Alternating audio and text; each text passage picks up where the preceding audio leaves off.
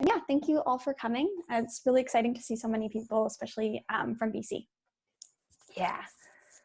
I ran a workshop yesterday, and it was all for people in the States. And so I don't know what it is about having a hometown feel. I just love it. Awesome, folks. Well, today we're going to talk about selling online with Shopify. As I mentioned, we're going to go with a format of just a high-level overview right here. And then we're actually going to go into showcasing what it's like to go through our admin. We'll make some things together. Ooh, I see the polls up. If you want to go ahead, I can see it here. You can see it there now too. Awesome. Okay, so today we're going to go an intro to Shopify. We're going to start, sell, market, and manage. So this is a platform for those who are brand new to Shopify. We're a platform where merchants can sell anything to anywhere. We have a very straightforward mission, which is make commerce better for everyone. And this means everyone, like merchants, buyers, partners. We want to make sure that everyone gets a bigger piece of the pie. We have a purpose statement too called Unlock, I have it on my wall, I'm looking over here, Unlock the Power of Commerce for Those Seeking Independence. And it's really just an extension of this. Making commerce better for everyone is our underlying mission. Our platform is for dreamers and for large corporations. Shopify can power it. So anyone from you're not selling at all and you're just looking to gain some market research, or you're the Teslas of the world, you can sell on our platform. Our goal is to help you succeed, because I know it sounds corny, but I'm going to say a lot of corny things today and a lot of cliches, because cliches are cliches for a reason. It's my motto. So a little bit about the platform. Since this slide was made, we've actually hit over 1 million merchants in over 175 countries. We have a heavy focus on international growth around the world, and you can see with our recent investment into multi-language admins, language support, payment gateways, and localized solutions. We have actually over 5,000 employees now, on the rise. And we've had over 100 billion, it always like surprises me, $100 billion of sales on Shopify. Quick snapshot of some of the brands you'll find on Shopify. We support companies of all sizes, from makers to sellers, selling out of their own basements, to brands like L'Oreal and Tesla. You can see on the screen here, there's T-Mobile and Hootsuite. We're all local. Hootsuite's a local BC company.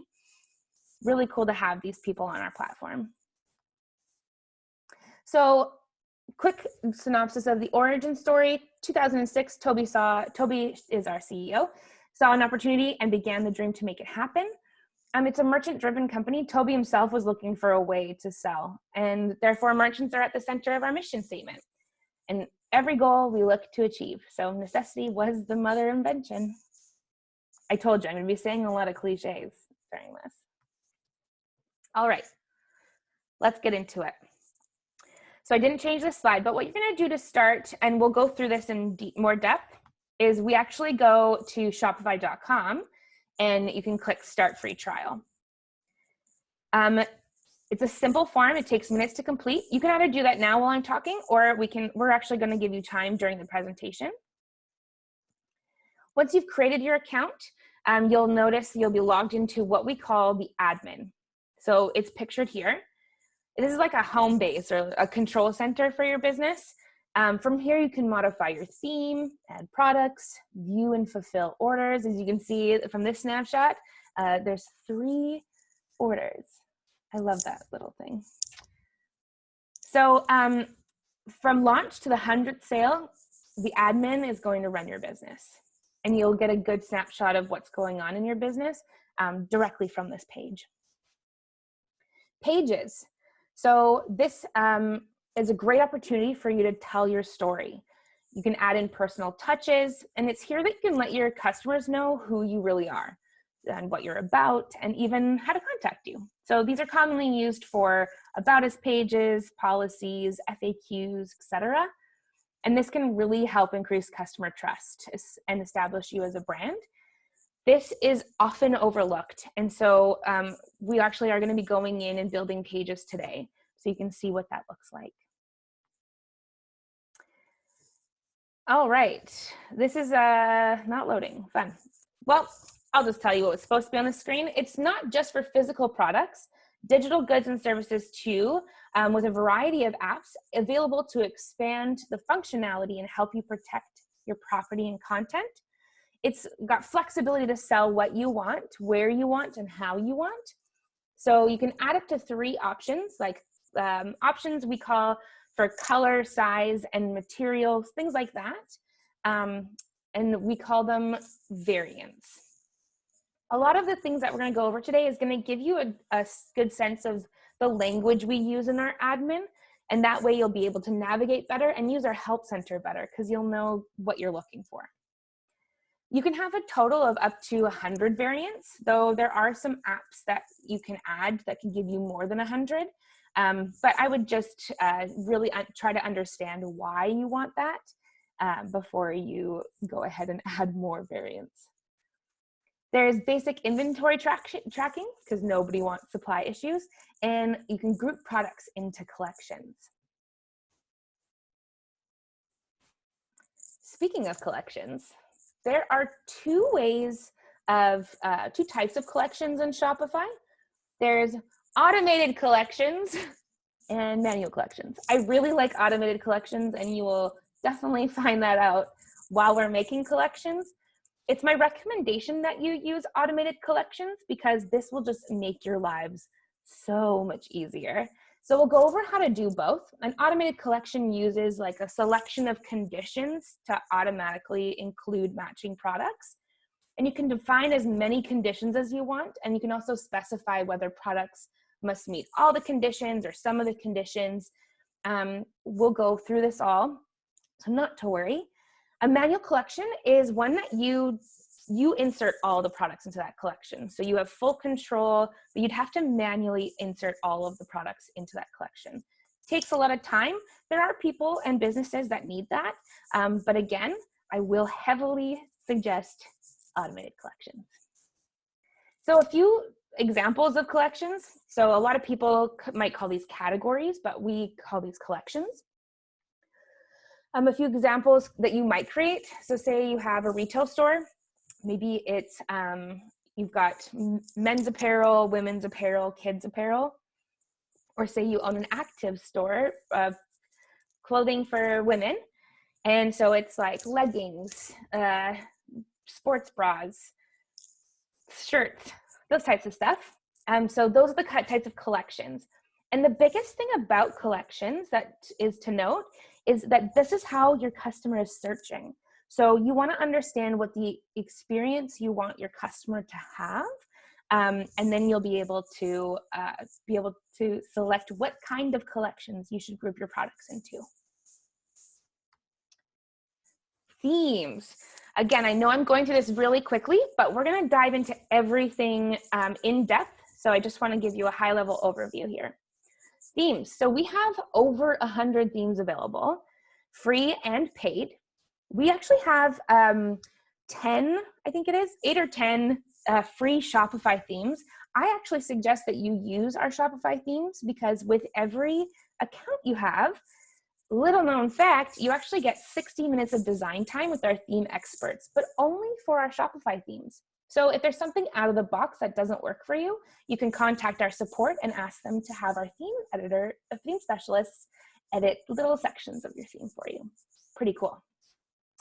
So they all come with a built-in theme editor, and there's no coding required unless you want to. You can access the back end and you can go into the code, but if that's not for you, you don't have to, which I love. I came from a background of doing code, and I love not doing code. All right, selling. Shopify is a platform that allows merchants to sell anywhere. Our roots are in e-commerce, but we also enable merchants to sell through multiple sales channels, whether that's on the web. Right now, in-person's a little, and retail's a little, but we do have the capability. So say you don't have Shopify as a solution right now for your brick and mortar.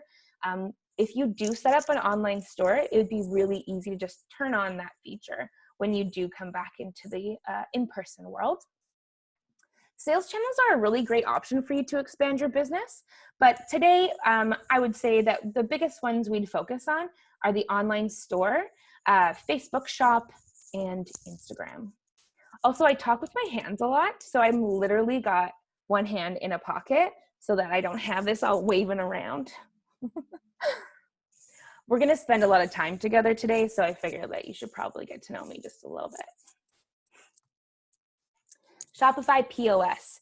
So I wanted to touch briefly on this just because if you do have a brick and mortar business and you do end up wanting to do point of sale, this will be a really easy way to integrate into your brick and mortar location, whether you have just like a market booth or you have like your 10th brick and mortar location. You'll be able to set up Shopify POS quite easily if you've already done the groundwork of setting up your online store. Pretty cool. All right, market. So Shopify Marketing, there's actually a section in the admin that you can create your marketing campaigns in, and you can create Facebook ads and Google Shopping campaigns, and you can organize your marketing activities by campaign. There's also now, if you have a plugin, like an app, for an email marketing client, my favorite being Seguno, which we'll go over a little bit later. It actually shows in the marketing section when you sent an email newsletter if you actually got sales from that email. Love that feature. Analytics are what are going to help you succeed. And anytime that you can get data from what you're doing is a great way to go. Kit is, it takes the hassle out of the marketing for your store. If you're new to marketing, I would just suggest looking at Kit.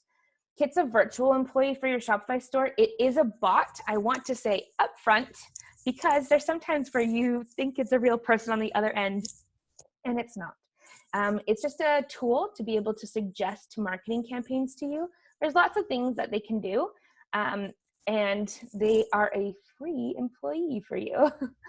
So you'll only be billed from Kit if you actually create Facebook ads. So it's actually Facebook that's billing you, but Kit's a completely free app. Discounts. So promotions are a great way to incentivize both new and loyal customers to buy. Getting the right offer in front of the right people takes a lot of creativity and hard work. Discount codes aren't for every single business, and you should be really intentional about when you use them. But if you are going to use them and you've worked it out that it makes sense for your business, it is capable in our back end. There's dollar-based, percentage-based, free shipping, and buy X, get Y discounts. We also have automatic discounts now, which is pretty cool, meaning that say you wanted to have it so that if they buy 2 products, they get the third one 50% off. That's something that you can do automatically in the back end, and you wouldn't have to supply a discount code. Again, we're going to be going through everything in depth, and I promise that we'll get to that. All right, managing. We have, it says 2,400 plus apps, but I did not update this since December, and I know we've had more since then. They have free and paid apps, and there's a wide range of add-on functionality. You know that term, like there's an app for that? Well, oftentimes with Shopify, if the out-of-the-box functionality isn't working for you and there's something specific to your business that you need, there's often an app for that, so in our App Store.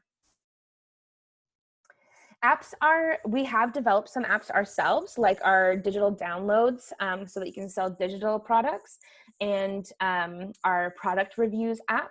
But most of our apps are developed and supported by the developers themselves, and they offer a wide range of opportunities and functionalities for users. So one of my favorites being Seguno, the email marketing client. That was developed by a company called Seguno. And they are fantastic. Their customer service is fantastic. Their product is fantastic. A lot of our app developers are really great people who also follow the mandate of wanting to make commerce better for everyone. All right, our Shopify Experts. So currently we have about 780 experts in our network. This is a global program. And so what it is at experts.shopify.com, should you need something done on your website, say it's design or copywriting or photography or videography, or those are the ones I can think of off the top of my head, then you can go to Experts and you can see who actually we've vetted as someone who can help you do that service. So they are not employed by Shopify. They are independent business owners who have listed their services on experts.shopify.com. All right, this is one of my favorite things. So I'm actually a graphic designer and I love this tool. This is Hatchful, which is a logo generator. You can also, we also have tools at shopify.com/tools, plural. You'll find all of these tools. And the thing that I love about Hatchful as a logo generator is that even if you're going to be working with someone down the line to develop out your logo, a graphic designer, if you go in, you can actually whittle down like what kinds of themes you like. So for example, do you like a modern theme? Well, most of us don't know what that means, but when you go into Hatchful, you'll be able to see what a modern theme looks like, and then you can communicate that better. So one of my favorite tools. Burst. This is going to save you so much. So Burst is a no-cost, royalty-free, high-quality photo library. You can go in there, so it's burst.shopify.com, and all you do is you go in there, and whether you're on Shopify or not, you can use this tool. And these are actually taken, we have employees at Shopify who their job is to take pictures for Burst, which is so cool. I can't take pictures very well. I can do selfies, but nobody needs a picture of my face for their business. So moving right along. Our help center. I describe this as the Google for Shopify. When you go to our help.shopify.com, you can look up anything to do with Shopify, and this includes video tutorials, step-by-step walkthroughs for things. So if you have any questions on things that you are stuck on, this is going to be the place you want to go to find those answers. Although most of our we have our customer service agents are called gurus. Most of our gurus will tell you that they themselves will often just Google it sometimes. So we don't mind if you use Google or our help center. Our help center is pretty well going to come up no matter. And we have a dedicated support team available 24/7 for you. So we have a hub here in Canada. We actually have most of our support staff are hired in Canada. We also have people in Ireland and New Zealand, and we also have staff in the Philippines. So whenever you call 24/7, you will find someone. We have live chat support as well. And one of my biggest things actually is if anybody has ever worked with me, I know there's a few of you Victorians in here, you're not allowed to be frustrated. I'm just kidding. You're allowed to be frustrated, but I don't want you to be. So what I suggest is you just write down what your frustration is, and when you get to it, move right along. And then when you hit 2 or 3 frustrations, give us a call. We'll work through it with you on the phone or through chat, and we would be more than happy to take that frustration away. Like I said, 24/7, we work when you work. I mean, Shopify works when you work. I don't work when you work. Awesome. So Shopify Academy. So this is academy.shopify.com. This is like an online course platform to help you grow your business. Totally free, great quality instructors.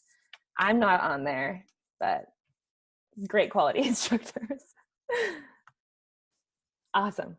Okay, so we are continuously working to improve our platform and add in new features to better serve our merchants and allow you to better cater to your markets and customers. There's definitely a focus on growing internationally, but there's also a focus on us growing to support regionally. And that's what Cassandra and I do, is we focus more so in our local regions. And I told you, corniness is in my DNA. All our dreams can come true if we have the courage to pursue them. A lot of you, if this is your, I think a lot of you already have a business. I can actually see the poll here. A lot of you are moving online, but for those of you who your business isn't up and running yet, which was the next one down, this can often be where people get stuck because new tools are scary. You're getting into business because you are excited about the business, not necessarily excited about learning a new tool to help your business grow. So that's why we're here today. Awesome. So don't forget, Help Center, 24/7 support, Shopify Academy. And we're actually going to have a lot of webinars coming up too, which is a brand new service offering for us. Excellent. I have a slide that says thanks, even though I'm not going anywhere. Perfect. We're going to get Cass back on screen here. I loved that presentation. Even though we're not physically together, I really appreciated all your jokes. I was laughing by myself, which is why my mic had to be turned off. You guys can see that I laugh at my own jokes. So yeah. Excellent. Well, I bet I haven't had a look at the chat because I can't look at the chat while I'm going through presentation mode. Was there anything, did you see, Cass, that we should point out? Not a ton. I have answered quite a bit of them. Most of the ones that I think are coming up is, will this be recorded and how will they get it? We will be sending a follow-up email at the end with the recording of the presentation, as well as other resources. So things like Academy, Burst, Hatchful, all of the things that we kind of went through as well. So yeah, you will be getting them. Yes. How you find out about webinars is a very good question. Cassandra, do you know the answer to that right now? It's a work in progress. It really is. We'll send you links. We are basically doing a whole revamp for the homepage so that you will get more information on the webinars. I know exactly how you find out. When we know how to access them, so in your email that you're going to get after this, there is a link to our COVID-19 page, which is what we're doing in response to this pandemic. And on that page, we'll have a link to the webinars. We mentioned the webinars, but we're going to get them set up. They start April 7th. So keep an eye out. We'll get all of the information online. We're working on that. Literally, our team is working on that as we speak. And we'll get that all up online soon. Cool. All right, guys, are you just bursting at the seams to get in here? I think probably. The format is going to take, yes. Sorry, one quick question. I see that, Michelle, you're having a bit of trouble. I would suggest just restarting your internet and hopping back on. That usually helps. Perfect. Thanks, Cass. And we will be getting the recording, so if worst comes to worst, you'll have it. Awesome. So the format from here is actually, we're going to go in and try to build a store. The thing that we're going to build a store, language. And the big thing that we're going to do is from scratch. So Cassandra's going to share her screen and she's going to do a walkthrough with you. So I'll tell you what order we're going to do things in. My God.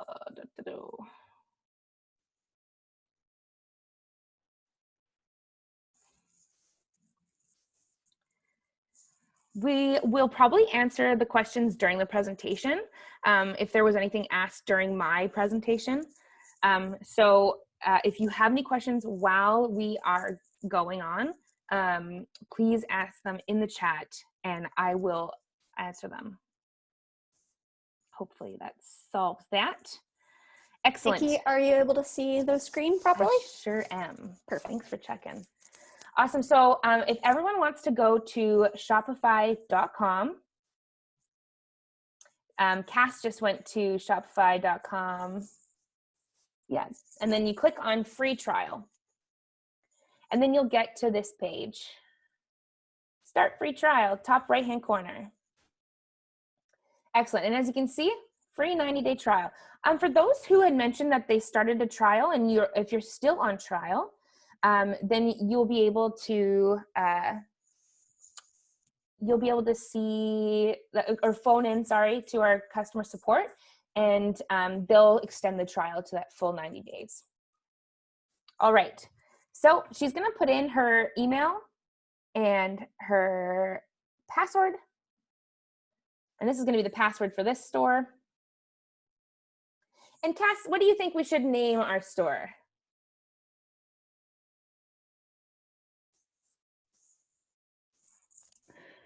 Sorry. Why don't we make a dog store? Everybody loves dogs. Oh, yeah. I love dogs a lot. Perfect. Tiffany, I see in the chat you've asked if anybody lost power in Victoria. I am in Esquimalt area and I am full power. Thank goodness. We got will webinars be held later in the day? We do have 3 time slots that we're going to be running webinars. So keep an eye out for that. Michael asks, we use Lightspeed for our retail sales to keep stock of inventory. Do the two speak to each other?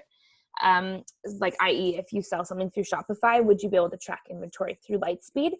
And that is a really good question that I don't know the answer to directly. What I would suggest is phoning our support. They will know for sure. My hunch is, because I built in Lightspeed before, is no, which is sad. But all right, let's go in and start our free 90-day trial. What is it? Amazing Dogs 1. Love dogs. Perfect. Oh, fuck.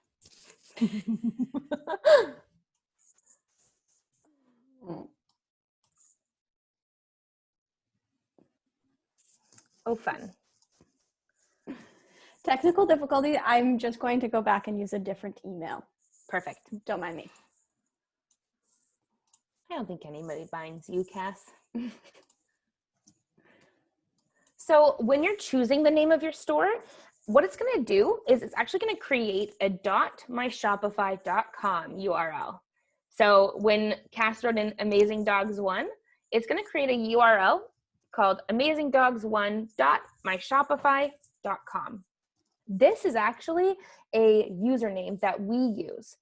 When you're going to launch your business, you're going to put a custom domain, like, for example, my business is, no, I'm not going to do that. What if we bought the domain for Amazing Dogs or mansbestfriend.com? We'd be able to direct our traffic from amazingdogs1.myshopify.com to mansbestfriend.com. And your customer would only see the custom domain. And again, we just use the .myshopify URL for our username purposes. But it also works as a URL you can send out to your customers too if you do not have a custom domain. But I recommend a custom domain. All right, crisis averted. Sorry, everyone. I have been having trouble because I got a new phone with the authentication app, but we're good to go. Wonderful. So now there's just going to be a really quick, tell us a little bit about yourself. And so this is actually, when you answer these questions, it's going to help us, because remember when we saw that home card in our admin, it's actually going to help us deliver you content that is going to be pertinent to where you are in your business. So let's go ahead and choose where if we're already selling, let's say yes, I'm selling, just not online. Perfect. When would you like to launch your store? I'm just playing around. How do you want to sell? Online for now. Go ahead and choose one, Cass. What are we doing? Perfect. And which industry will you be operating in? We're gonna clothing. Yeah. Love that. You guys are gonna really know what your business is, and we are just making one up as we go along. Fabulous. So this is where you enter your details. This is going to be really important for the purposes of getting paid and for setting up your store. Your customers will not see this information unless you put this online. This is directly for your Shopify account and not to showcase to your customers. So not to worry. Also, I'm drinking coffee at almost 2 o'clock. It's probably not the best idea. All right, so while you set that up,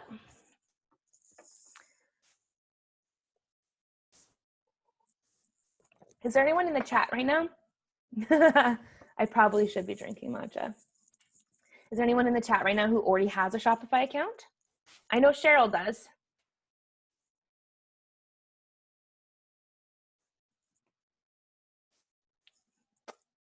Hi, Cheryl. Cool. Wonderful. We'll be hopping into the admin right now. Awesome. So if you have one already created, now you can join us into this. And if you are, we'll wait just one more minute for those who are 30 minutes old. Love that. We'll just wait one more minute for people to catch up and get to the screen. Amazing Dogs 1. Cassandra, do you have a favorite breed of dog? Golden Retriever, 100%. Love that. Ooh, you want a puppy, don't you? I do. And recently, obviously I've been spending a lot of time at home. I think a new Golden Retriever moved into the building beside, so I get to see him every day. Oh my gosh, that's so lovely. Some good news in the world. Yeah. Awesome, friends. I hope you're caught up with us into the home screen here. So you can just see right here, we have a list along the left-hand side. It says home, orders, products, customers, analytics, blah, blah, blah, blah, blah. We're going to go through all of it, believe it or not, all the way down to what a lot of people miss at the very, very bottom, settings. Settings houses a lot of stuff. It also houses my least favorite thing, which is shipping. It's a pain point for a lot of people, but we are going to go through it. All right, Cass, why don't we go and hop into products? Right now, we're going to show you how to add a product, what the mentality around adding products is, and what is all the junk on the page when we add a product. So let's go ahead and click on that blue button, Add Product. And hopefully you guys are all following along with us. So you can see it brings up a pretty big amount of stuff on the page. But why don't we go in the middle? Good question, Michael. Yes, we can import via CSV. What we're going to do is we're going to walk through how to add a product, and then I'm going to show you how to import via CSV, which if a lot of you already have an established business, is 100% how you're going to want to do this. So the product title, why don't we, let's do a sweatshirt. It looks a little blustery outside. Let's go for Man's Best Friend's sweatshirt. Now, when we're thinking about our product title, the other thing that we're going to want to think about is SEO. And SEO stands for Search Engine Optimization. This is what feeds Google so that when your customers type into Google, you'll be able to see the search results. And so our title actually creates our URL, and it actually creates our meta description or meta title, which are all things, even if that goes over your head a little bit, very important. So what you're going to want to think about is what are people typing into Google, searching for, and then you're going to want to put that title in there. So right now we're going to describe how you feel when you have that. Or do you have, Cass, let's write, like, do you have best friend? Is it a dog? And our description should be in 2 parts. One, you want to talk to your customer. You want to talk to them about why this is for them. And I call this the lifestyle description. So why do they want this? And what are they going to feel when they have this? Then The second part of a product description is when you describe the product in what is it made out of. So we're going to want to include, is it 80% polyester and 20% cotton? Is it true to size? This would be a good place to actually put in a size guide if you have that.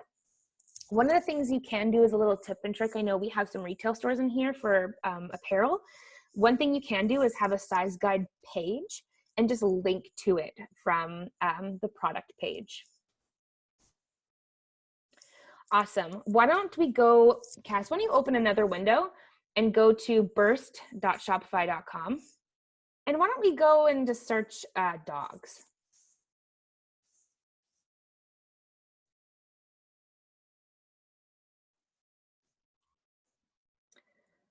Why don't we grab a picture of, let's just grab any picture.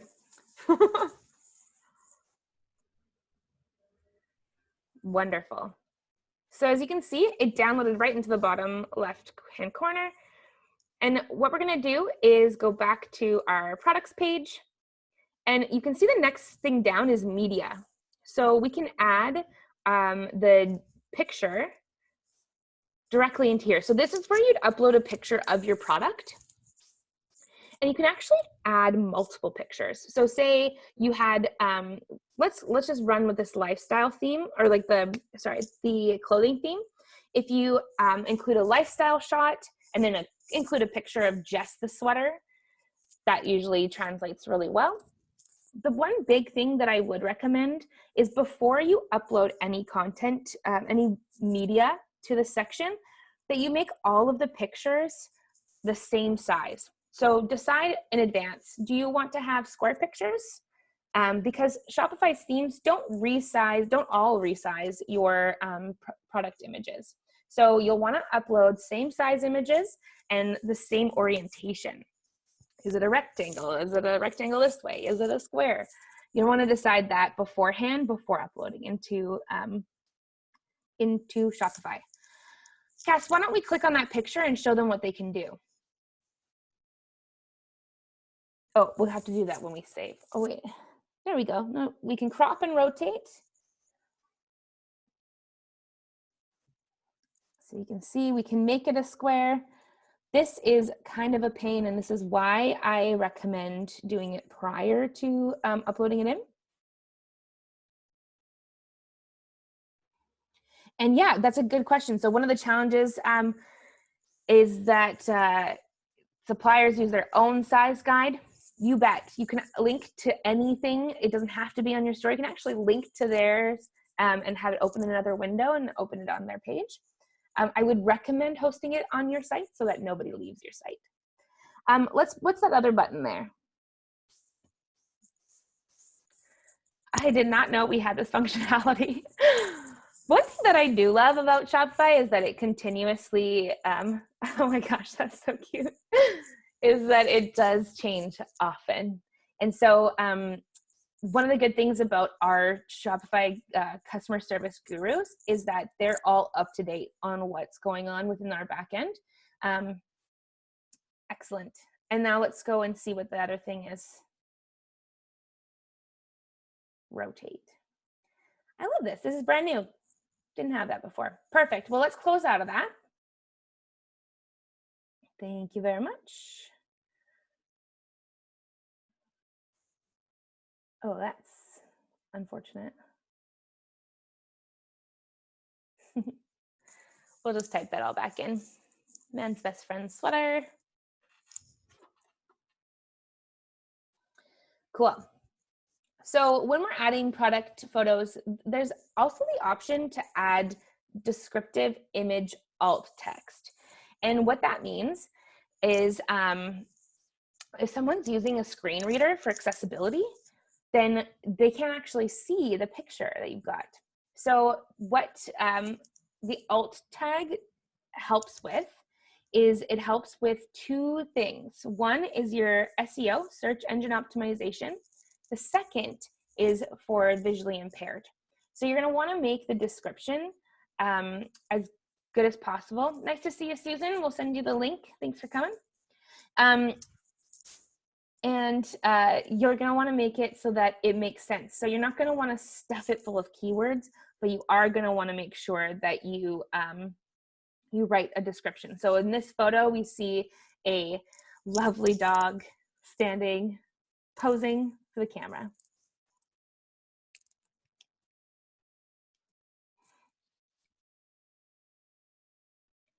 Cool. The next section down, this is our pricing section. So you'll see that there is 3 components: price, compare at price, and cost per item. The price is the price that you're selling the product for. So we sell this product for $50. If we wanted to put the item on sale, what you would do is you'd put the old price into the compare at price, and then you'd put the sale price into the price section. The cost per item is something that is not shown to your customer at all. This is just for your own reporting own reporting.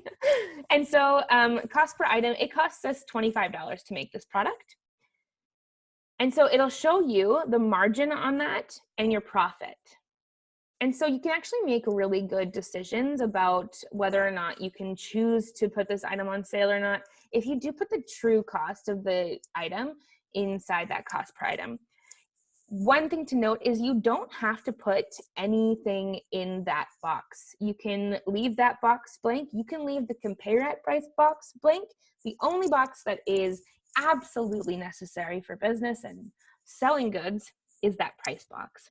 You're going to want to make sure that there's a price in that box so that when the customer gets to the checkout or when the customer gets to the product page, they'll be able to see how much it is.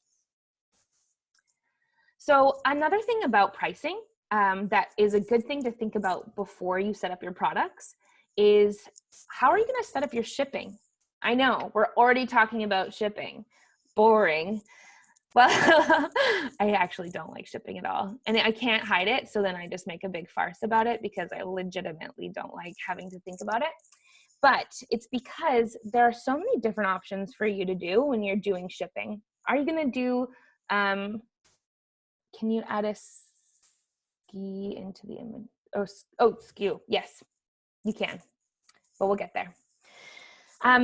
So what was I talking about?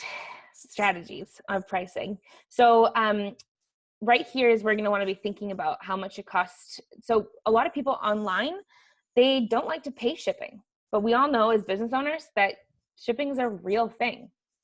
So you're going to want to make sure that you decide now whether you're including shipping in your cost, whether you're eating some of that cost and only putting forward a flat fee, or whether you're going to charge full price for shipping. This is where you're going to want to think about that. Awesome. So good question, skipping ahead a little bit, but here we are, inventory. You can add a SKU, you can add a barcode, you can do it all through here. The best thing too is that we had mentioned product CSVs, is that you can actually add them all through your product CSV and then you don't have to add them individually. There are,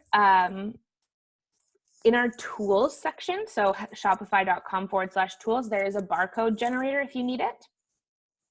You can also see that here, and you do not need to put a SKU or a barcode. It is not necessary for to be able to sell online. And then you can see there's track quantity, which, so for example, I would recommend if you have a limited number of stock in that, you'd want us to track the quantity. Continue selling when out of stock. This is an option on the screen. You can all see it, but please use very wisely. It is not to be used unless you are sure you're going to be able to fulfill that order. And one of the things that I would actually recommend over using this as an option is actually creating a different product where it's it's clear to everyone that they are pre-ordering something. So this won't show that it's a pre-order. This will show that they're buying it. So use that very, very wisely, please. And then right below that is the quantity. And I think that's pretty self-explanatory, but that is how many are available. And there is the option to put how many are incoming. And that is actually fed to this page through our inventory section. So right now we won't have to worry about that. But say you have some and you know that they're coming in, you can always add that in our inventory section, which you can see listed on the left-hand side under products. There's an inventory section. Excellent. So moving right along, we've got a question. Open. Oh, what is the number to get the trial extended? So if you just Google customer service, I'll do it right now. Here we are.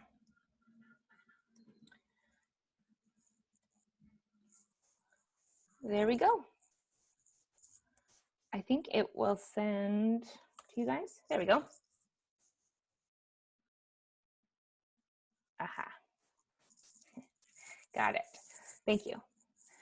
So that's our customer service number. You can call that anytime and get one of our customer service gurus.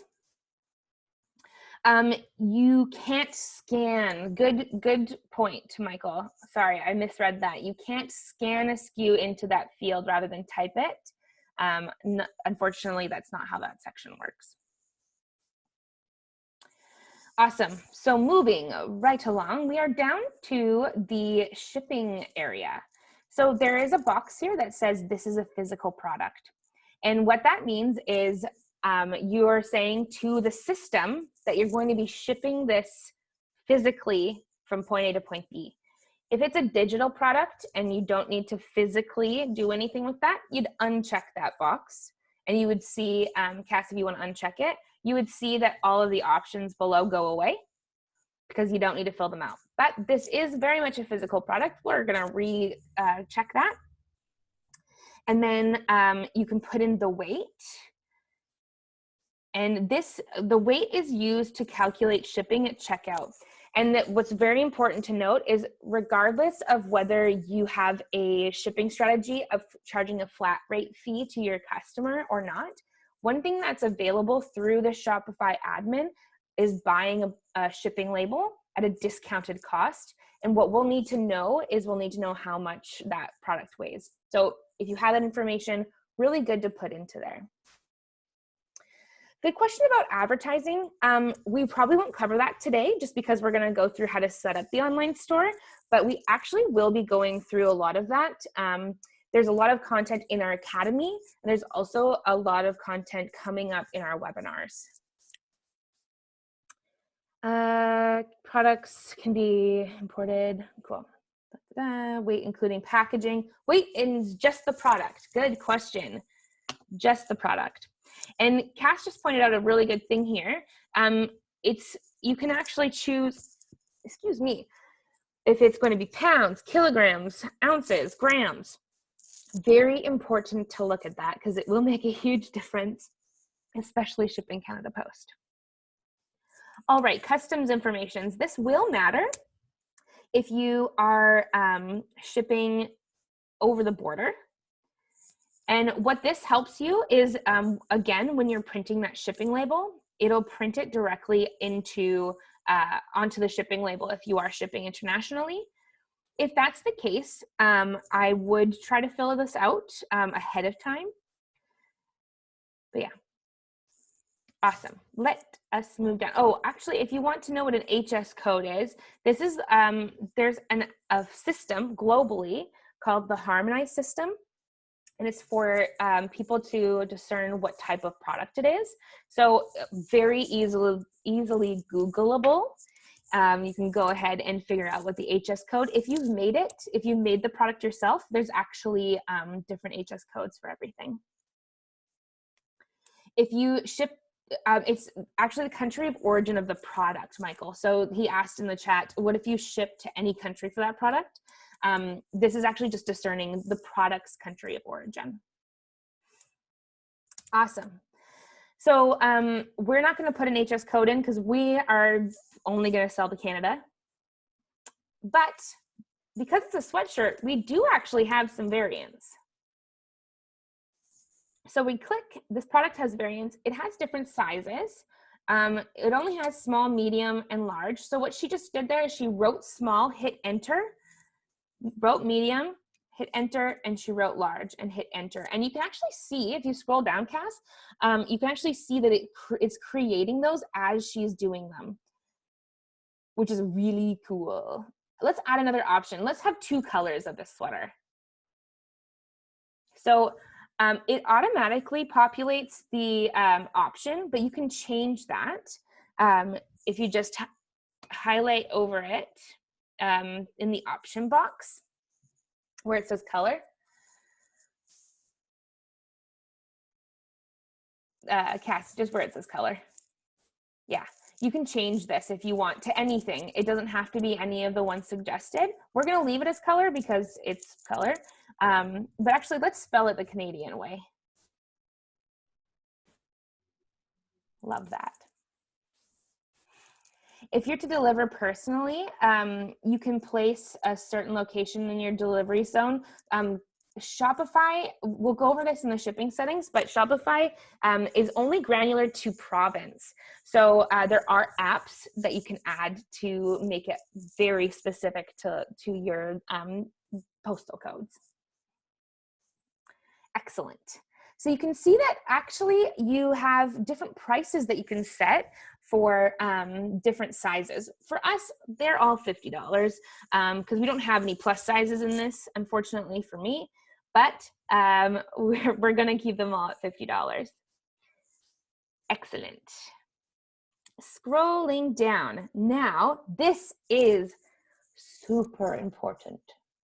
I'm going to pause for a second, just because I want you guys to be all on the same page with us. This is your search engine listing preview. Remember when I was talking about SEO, search engine optimization? Well, this is what it looks like when someone searches your product and it comes up on Google.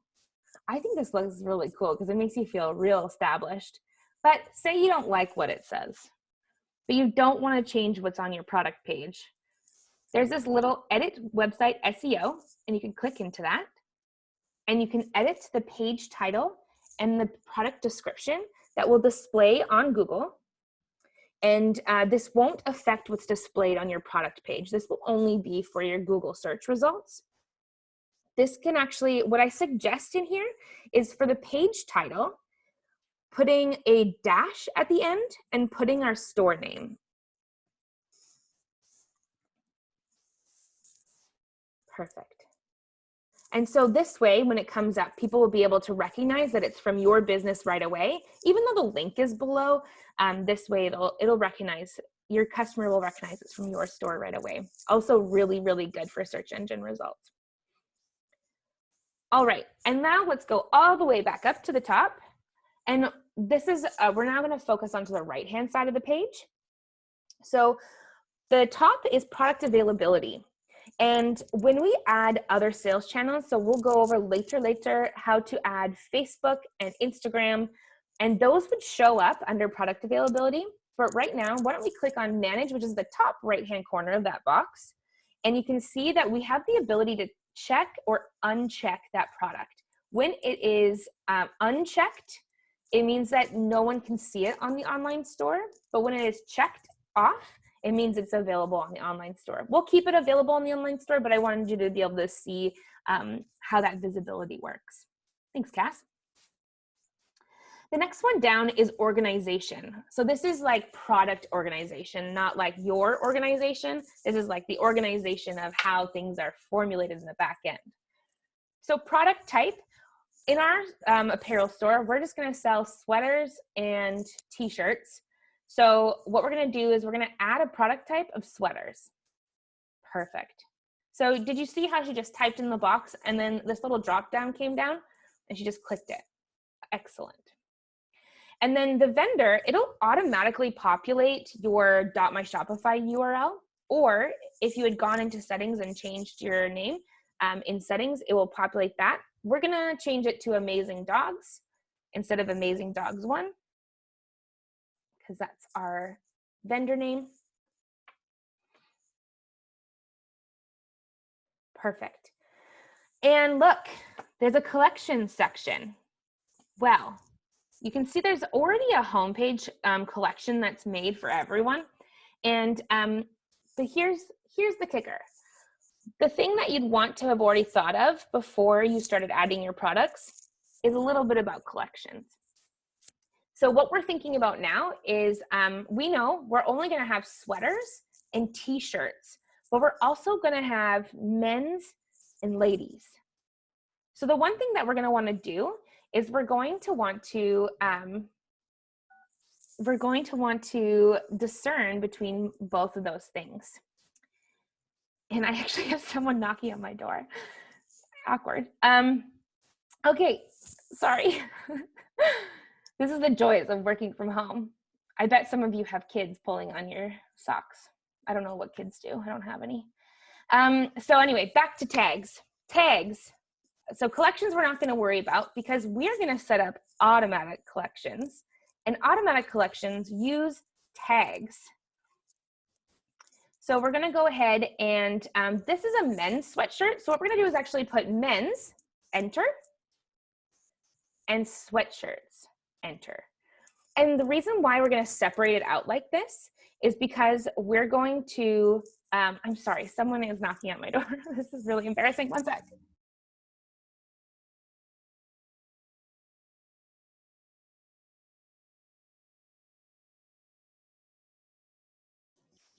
I will take it from here just while Nikki's out.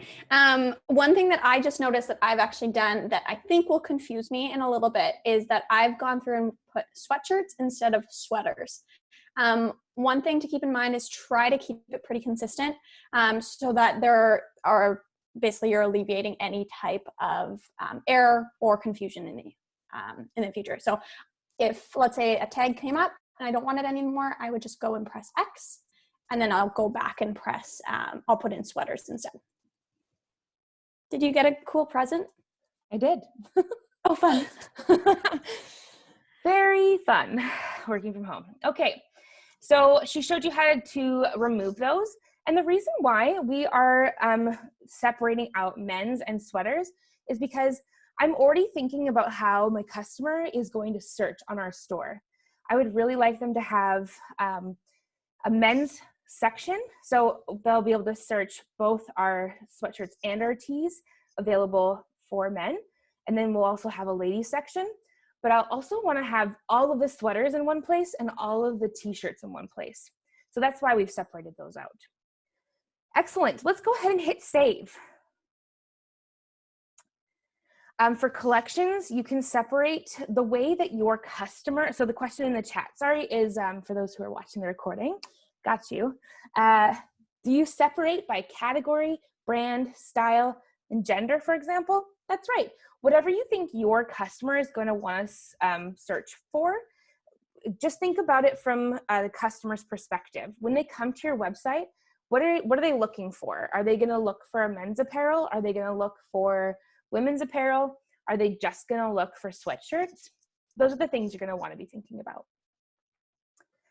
Excellent. I can't believe someone knocked on my door. I'm so embarrassed still. Whew. Okay, so we press save, but the really, really important thing that I'm going to say throughout this whole thing is you can never press save too many times. I promise you. You're going to want to press save because one thing happens, you're working away, and then all of a sudden someone knocks on your door, and then what happens if your internet goes down and now you've lost all your work? Please save as much as possible. All right, let's go into collections. Oh, good question, Erda. The reason I didn't put anything in the collections box is it coming right up. So what we're going to do is actually create an automatic collection. So you see, we click collections on the left-hand side under the products menu. And then over on the very far right, we're going to see that there is a create collections button, blue button up in the top right-hand corner. So this looks a lot like our product page, hey, just with a little bit of different information. So we're going to create the men's collection right now. So we're just going to title it men's apparel.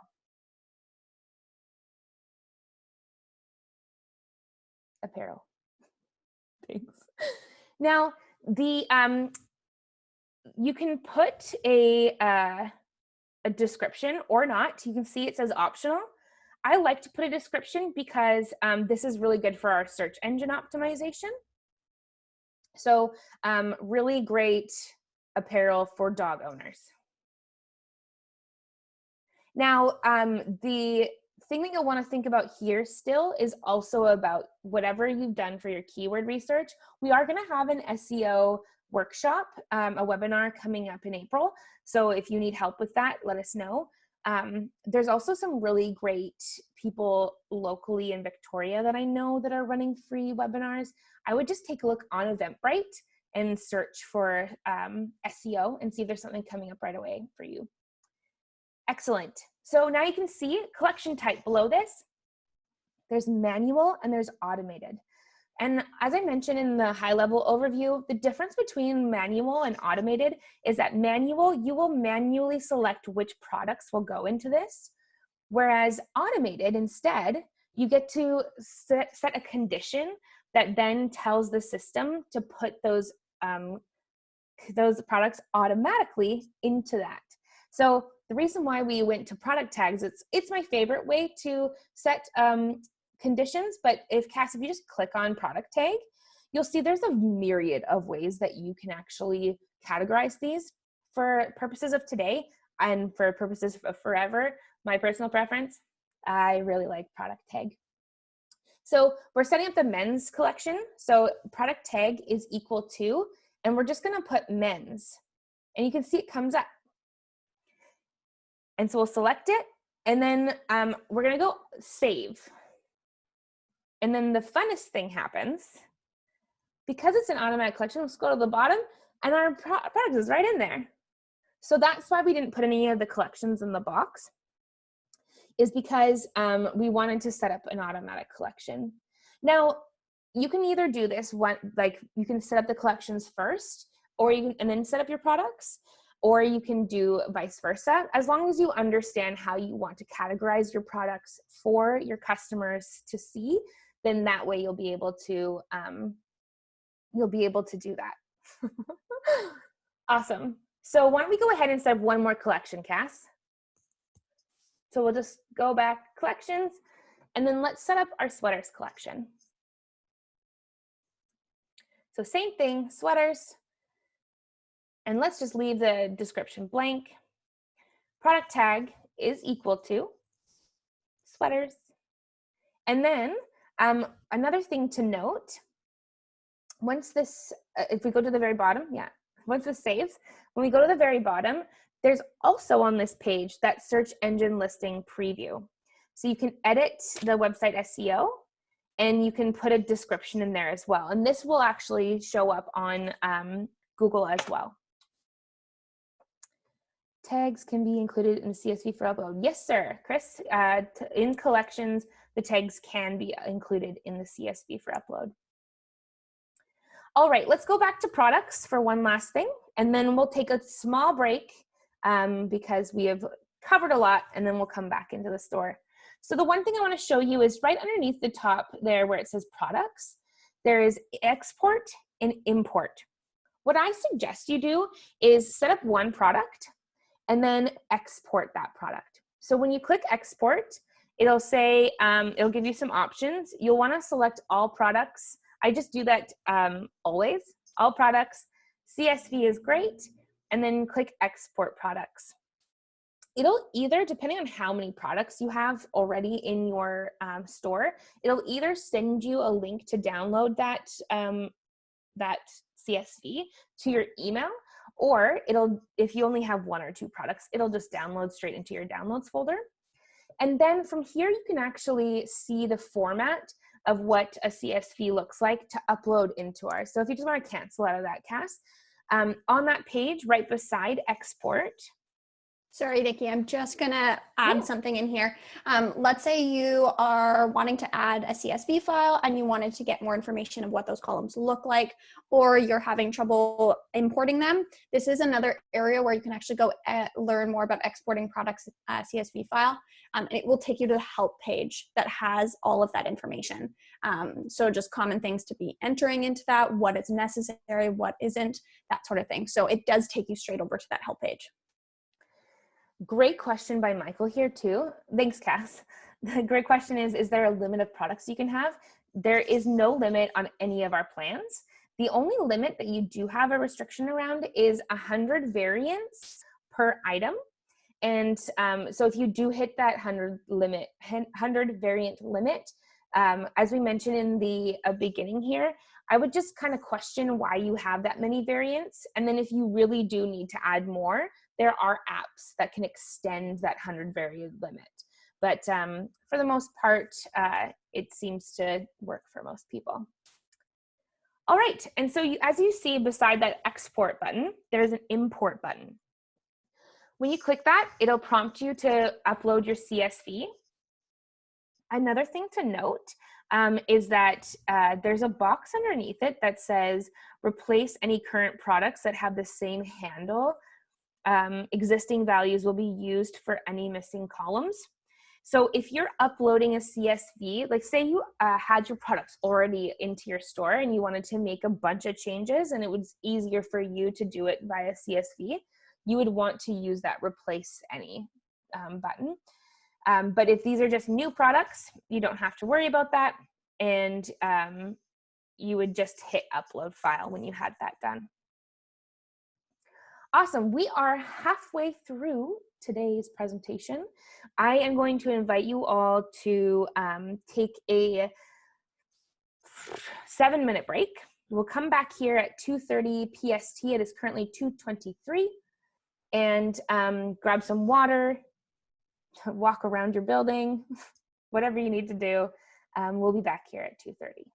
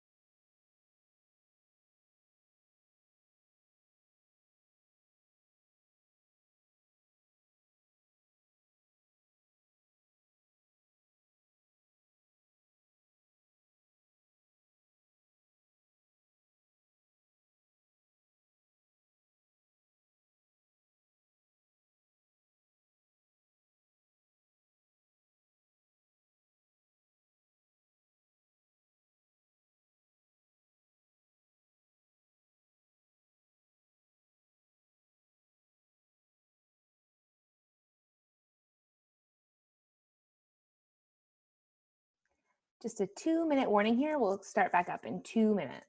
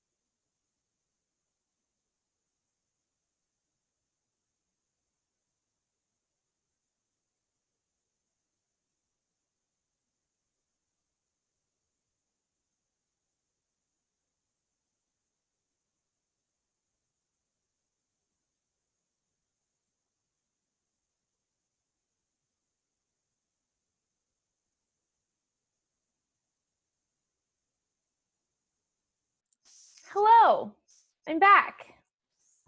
Are you back? Are you guys all back? Did you even move? I'm back. Hi. I moved. Did you? I had a couple chips, yes. Amazing. A little peckish, which is a problem when you work from home all the time now. Awesome. You just eat anything.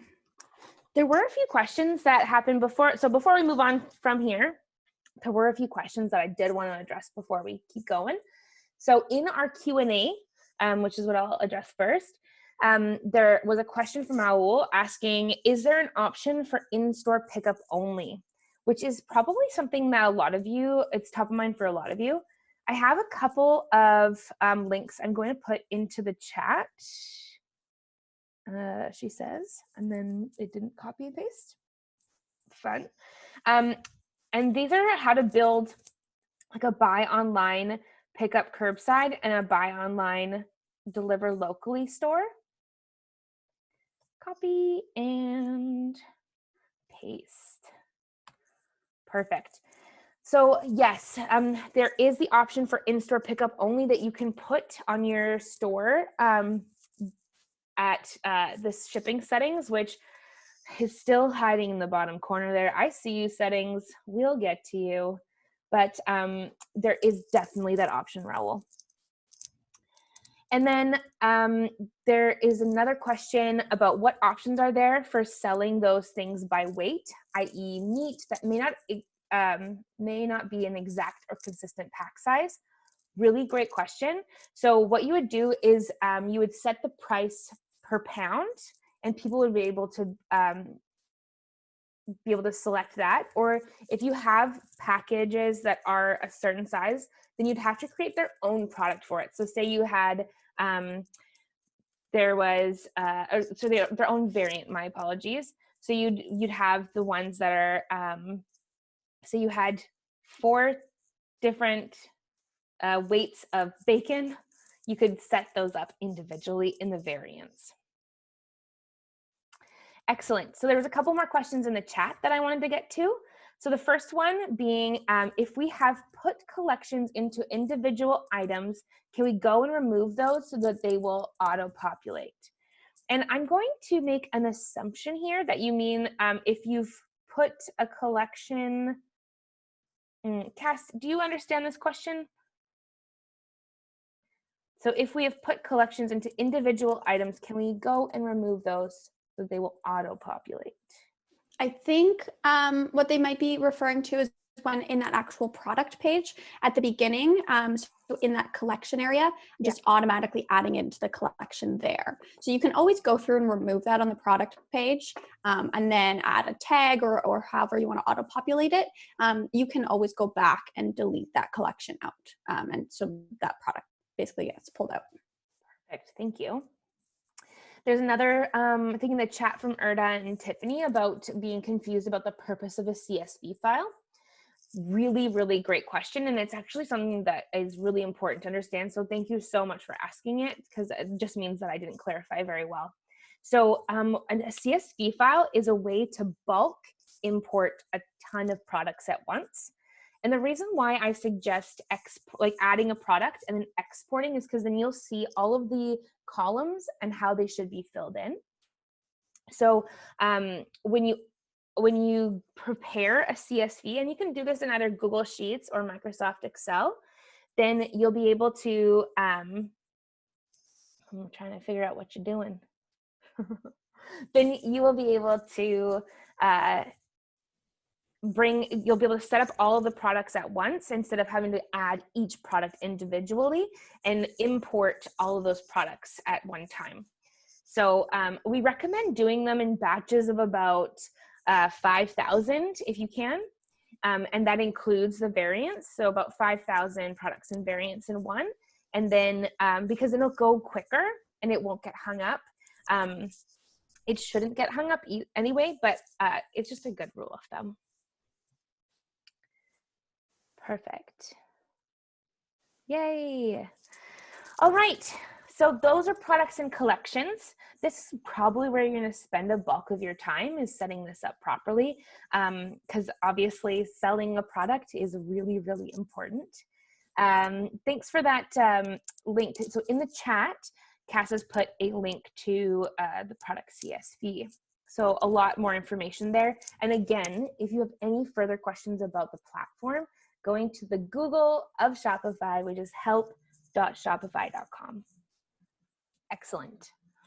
So the next thing we're going to do is we're going to go into, and it's going to feel like we're skipping, but if we click on online store, which is just kind of in the middle of the page under sales channels, you can see that all of a sudden there's a drop down of a lot of options here. It'll open up our themes page, which we will get to later, but there's blog posts, pages, navigations, domains, and preferences.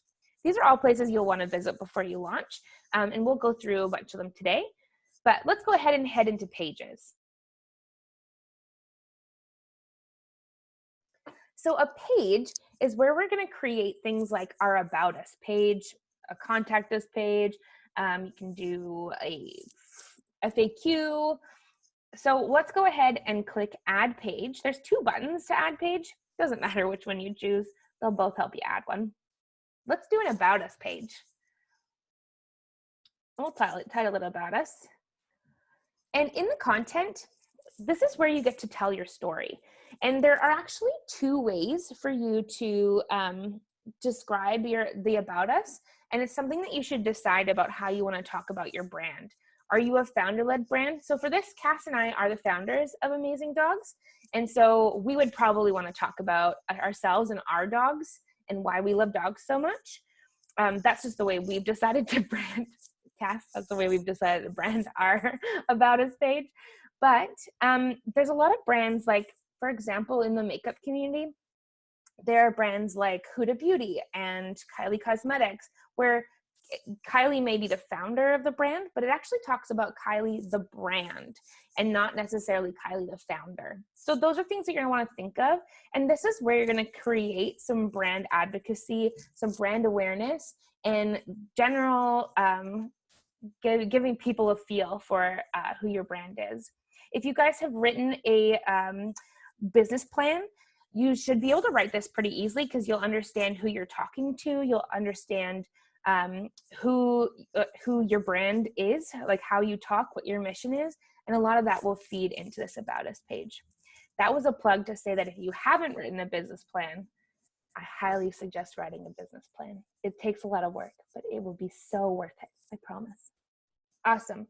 So as you can see below that content section, There's the search engine listing preview.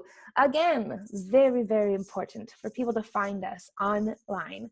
So again, you can click that edit website SEO, and you can change the page title, the description, and that will be what displays. What I like to do is go about us - amazing dogs.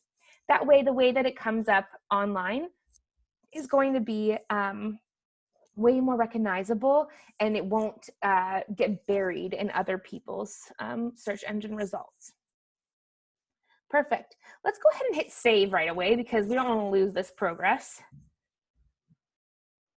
And now we'll just come up to the right-hand side. So you see there's two little boxes. The first one is visibility. So for example, one thing that you can do is hide a page. So if you want to just work on it without it showing on the online store, then you can actually click the hidden button, and then no one would be able to see it. You can also set a specific publish date. So if you had maybe a collection that's launching and you wanted to set a specific publish date for the page that describes that collection, you can set that specific publish date right there. And then template, this is something that you probably won't use that often. So if you click the template suffix thing, you'll see that there's two that are preloaded. This will depend on your template. If you're using a Shopify theme, then this will have a page and a page.contact. Why don't we just keep it on page, and then Cass, why don't you hit view at the very top of the page? So this is going to be what our page looks like. Harsh reality, isn't it? We would obviously want to include a lot more visuals. If you have video about the brand, this is definitely a place to put it. Why don't we go back to the page? And you look at the where it says content. Why don't we add a link? So why don't you highlight Nikki? And then you can see, look, she's already hovered over where you can insert link. When you click it, it opens a little dialog box and it says link to. You'd paste that link in there.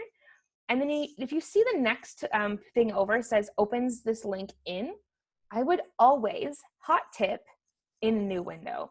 Because what happens is if you link out to somewhere, even if it's to somewhere on your website, this will create a second tab in their browser that has your store open. So if they got distracted from wherever they were and they closed out of that tab, all of a sudden your store is still open and where they were is top of mind.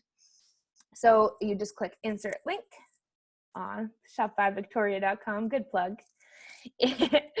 Awesome. And then save, because we always want to keep saving. And then what we'll do is once this saves, we'll actually click on that template in the bottom corner there, and we'll change it to a page.contact. We'll hit save, and then Cass will just go and hit view page so you can see what it looks like. So you can see that there is a contact box now. And so when you're doing your contact page, you can actually preload this contact box into it. This is one of those things, when I mentioned that you have 60 minutes of design time with our theme specialists, this is actually designed within some CSS. So that's like some coding. And if you needed to change this or have different options, this is actually something one of our theme specialists can help you with. What I would do before contacting support is deciding what you wanted it to look like. And then you'd have a clear picture to give to the gurus who can set that up with our theme specialist. Awesome. Let's go back to the page editor. Wonderful. So this is where you'd be adding your pages. Let's go ahead and add one more page, and let's add a FAQ page. We won't put anything on the page, but just so you get a feel for this process. And in the description, you could, yeah, that's perfect. Works. Yep. Awesome. So after this, that's pretty much it for pages.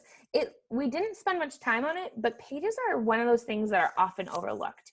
And it's really important to add that context around your business, especially creating that brand story with your About Us page. And you don't have to say about us. It could be our story. It could be, you can You can use different language to help you through with that. Awesome. So let's go ahead and click into navigation. So when you hit this page, it'll already have a preloaded footer menu and a main menu. Right now, we're just going to hop into the main menu. And what the main menu is when you go to any website, you'll normally see that at the very top, there is a menu. And so this is what our site looks like now because we haven't gone into the theme editor, but right now we're gonna add stuff into our main navigation. This is I don't know what the word is that I want, but let's punt that home one. Just let's delete it. See that little trash can? Goodbye, home. I think by now, most people know how to get back to the home, and that's by clicking the logo. I think it's a waste of a navigation link, and that is what is the term that I'm looking for? That's my hot take. I'm sure we'll go with that. 2 cents? I like hot take better. Perfect. And let's also punt the catalog, because what I would like to feature on the top is actually going to be, let's go add menu item. And then instead of typing anything into there, let's go directly into the link, because when you go into the link, let's go to pages. So you can see there's tons of options, but let's go to pages and let's add our about us. And when you click about us, look, it pre-populates the name into there. And then click add. So this is us adding the navigation link that's going to show up at the top of our website. Let's go ahead and add another menu item. And we want them to be able to navigate our collections. So we'll go link and go into collections. And then let's put our men's apparel. And then add. And then let's add one more menu item, and let's put sweaters. Cool. And then what we're going to show you now is, let's save the menu, and then we'll go to see what it looks like on our online store.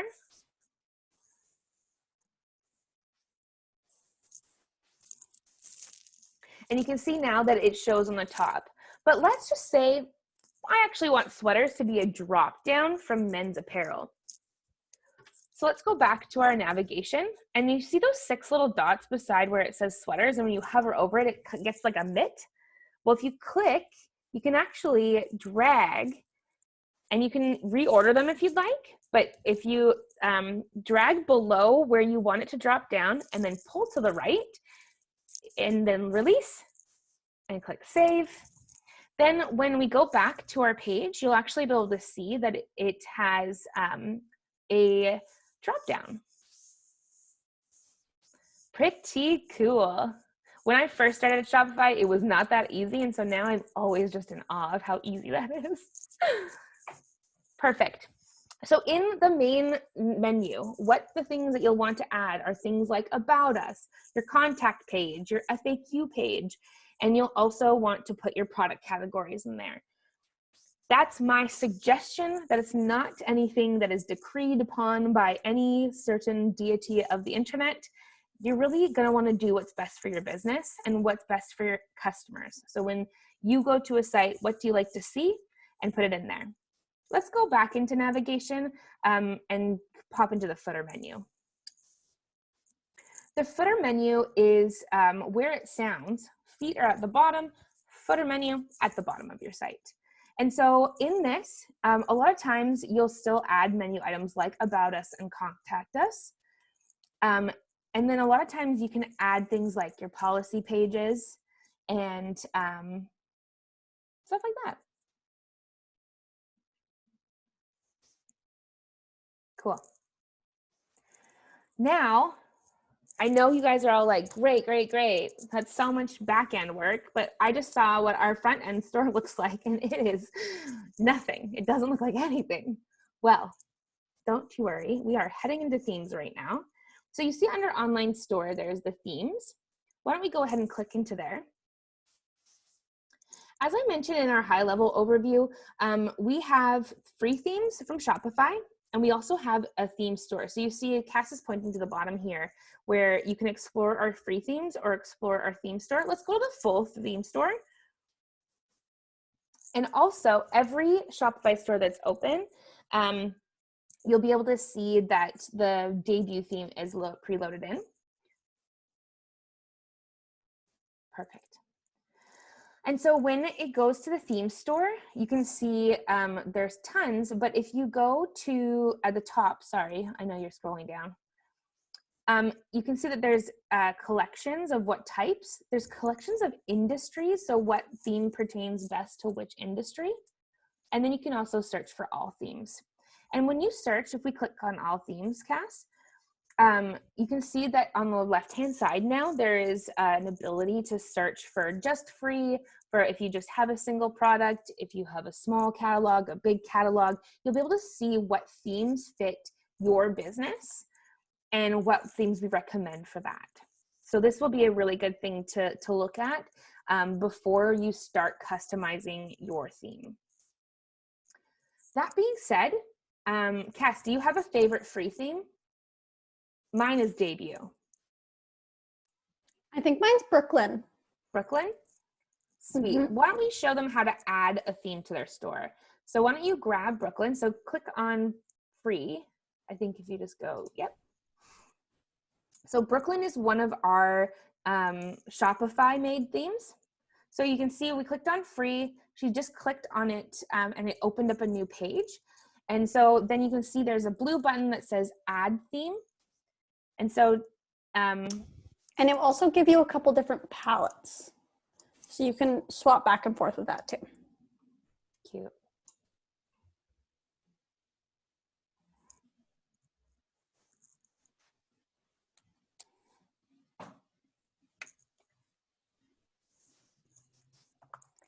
Perfect.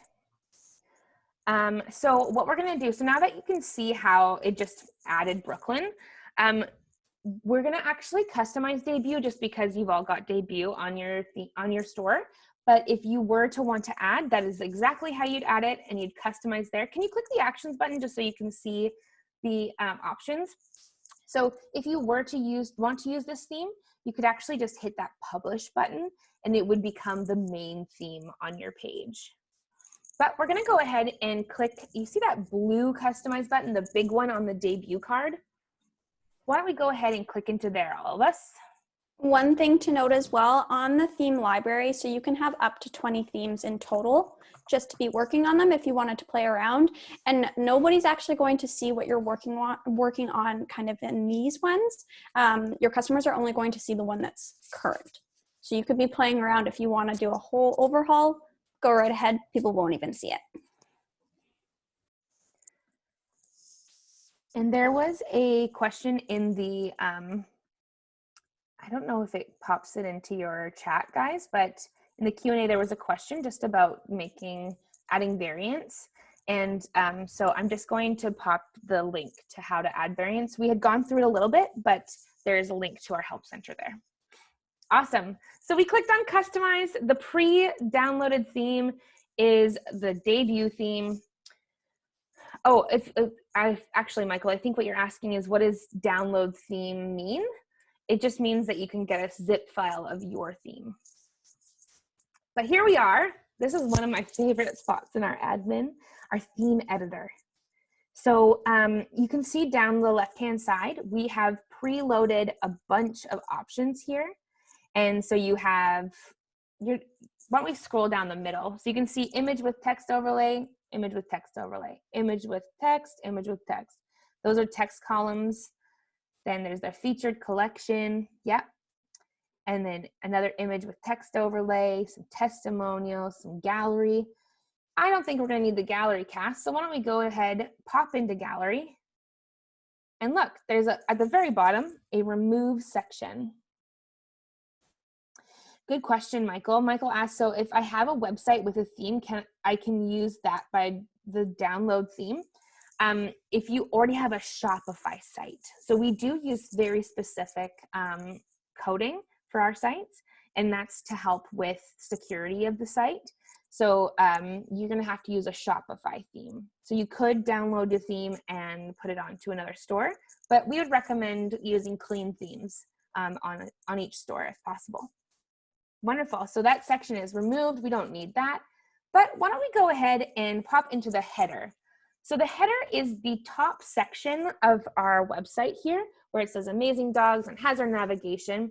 And this is where we're going to be able to insert our logo image. So right now, we don't have a logo made, but we're going to go make one on Hatchful later. But for now, why don't we select the image of that dog we have? So you see how where that blue button says Select Image? You can go ahead and upload an image. So you'd upload the image of your logo.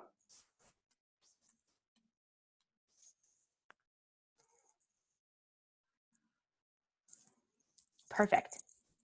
Our beautiful pup named Snow, because I legitimately had a dog named Vanilla when I was a child, because I bet you can't guess what color she was. She was black. I'm just kidding. She was vanilla colored.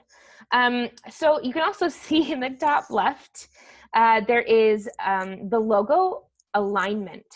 So there's left and centered. And as you see that she toggles back and forth, it shows you on the right-hand side the changes that you're making.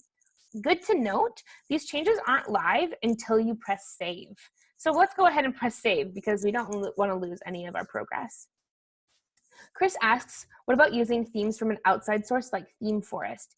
You lose the 60 minutes of free support, but are there any other drawbacks? Yes, there are other drawbacks because our apps that are made for Shopify by our developers are made with Shopify themes in mind. So the themes from ThemeForest aren't approved, and we actually can't guarantee that they're going to work on our platform and or like work to the functionality level that you'd want. So highly recommend picking one from our theme store. We have tons on there above and beyond what the free themes are. And so 100% gonna want to go with that. Excellent.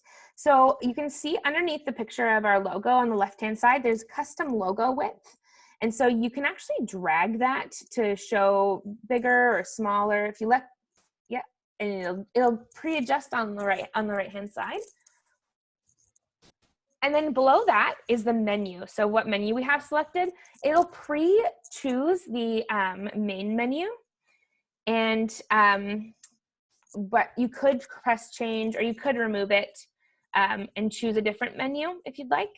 This is actually good for when you are launching like a new collection and you want to have that menu preloaded, but you don't want it to show on your online store. You can actually create another navigational menu that you can then just toggle in between if you need to. All right, under that is the announcement bar. If we click the show announcement box, it'll look at the very top of our site. It says announce something here. So there's also a box underneath that says homepage only. If you uncheck that, it will just display on every single page of your store. I would use this wisely because especially on mobile, it's not really that, it won't stay at the top. That's right, Cass, isn't it?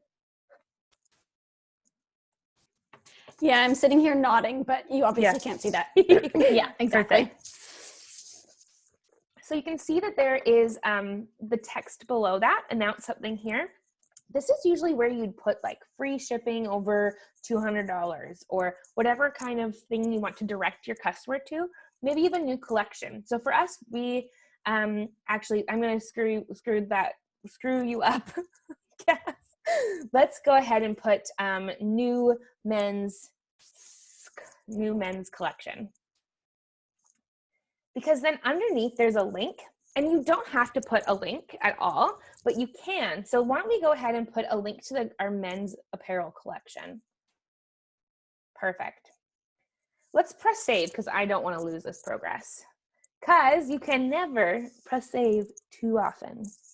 I promise. Another thing with the announcement bar, this is also a great spot. So let's say you've made changes for, let's say you're in person or retail locations and they're now closed and you're only doing online. This is another great spot that you could put an announcement for. Perfect. And then underneath that link box, we actually have some color options. So the bar itself, you can change the color. There's a color picker. there's also, if you see in right below the color, there is a circle and it says hashtag, or what is that, pound sign? As you can tell, I'm a millennial. Pound sign, and then some letters and numbers sometimes. This is what we call a hex code. And this is very important to maintain brand consistency. What I would suggest is choose no more than 3 colors. I include white in that color, and I would suggest using as much white space as possible, but I would choose 1 main color on top of white that goes along with your brand, and then an accent color. So 3 colors, but you really only get to choose 2 because white's one of them. So let's choose like an aqua. So you can see she drags the sidebar there, and then you can also drag the little circle in the left-hand side of that box to choose the color. Perfect, love that color. And so now you can see that 5B, oh, sorry. Do you want to just go back in there? Yeah, that pound sign 5, I'm not going to try to read that. I do have glasses on, but sorry. That is going to be our hex code. That's our brand color now. I've decided. We have a question in the chat of, we've been trading for over 30 years. Can we use our own logo that we already have? That is 100% where you're going to want to put your own logo. Whatever logo you already have, or if you don't have a logo yet, I just suggest using Hatchful or working with a graphic designer to get one. But 100% you're going to want to use something that identifies you and your brand. Perfect. Thanks, Cass. So now we're going to exit out of the header menu. And to do that, we just press the little arrow button in the top left-hand corner, not our navigational arrow for Chrome, but our theme arrow. Perfect. So now our header is how we want it to look.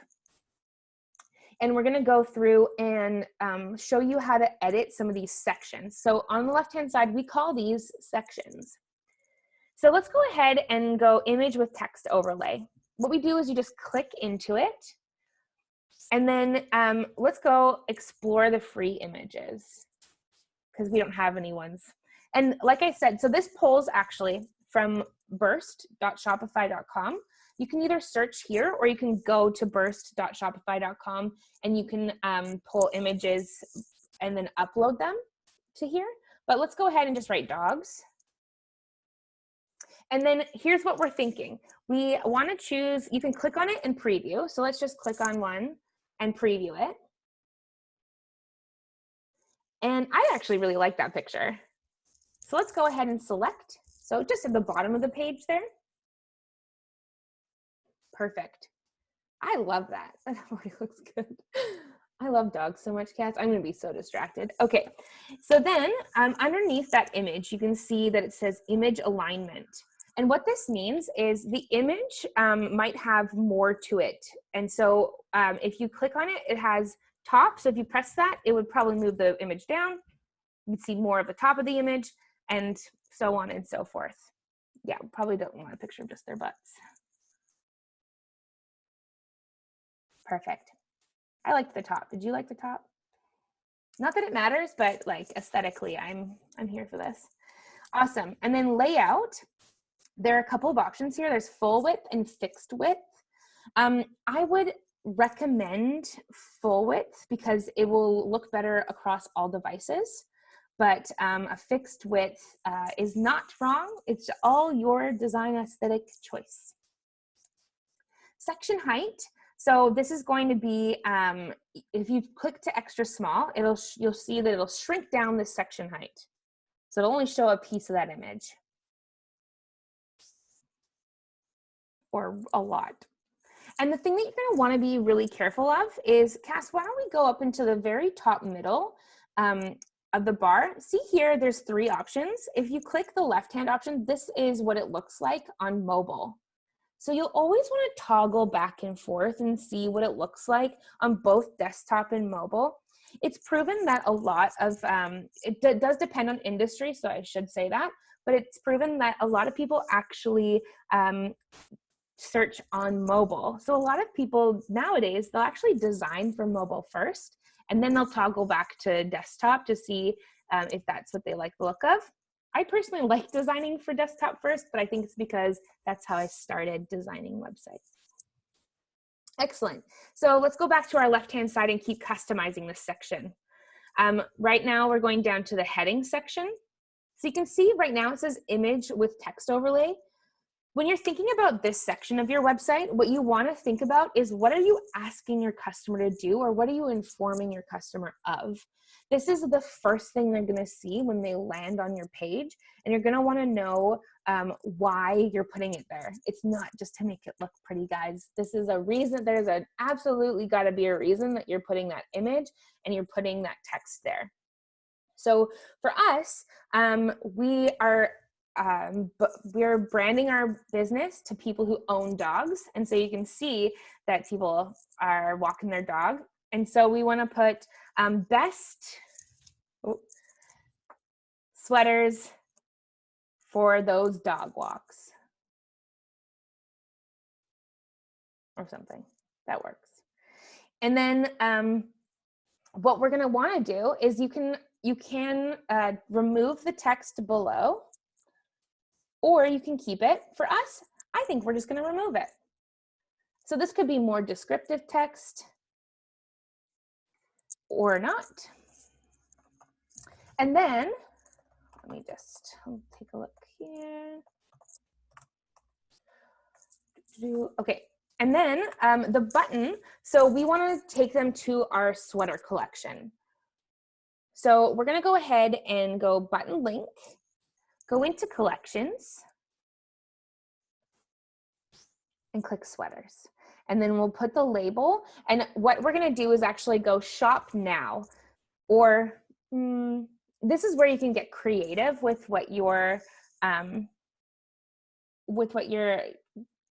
writing here. So this is what we call a call to action. And so we're going to write shop now, but you could write time to shop or something fun if that fits within your brand. Trust your pup. Treat your pup. Love that. Awesome. So now we're going to click save because you can never save too often. And then we're going to navigate out of this little section. So we're going to go back up to the top, click that little arrow, and it takes us back to these sections.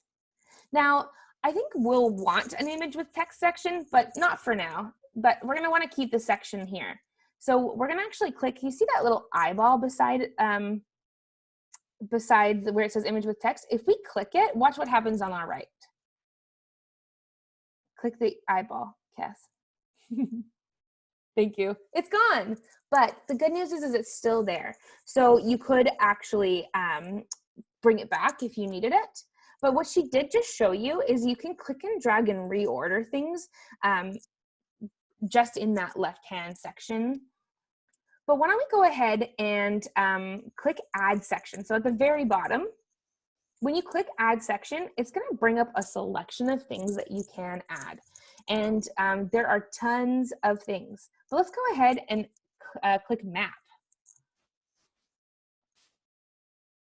That's pretty cool. I don't think we need that, but you see how you can see a preview of that?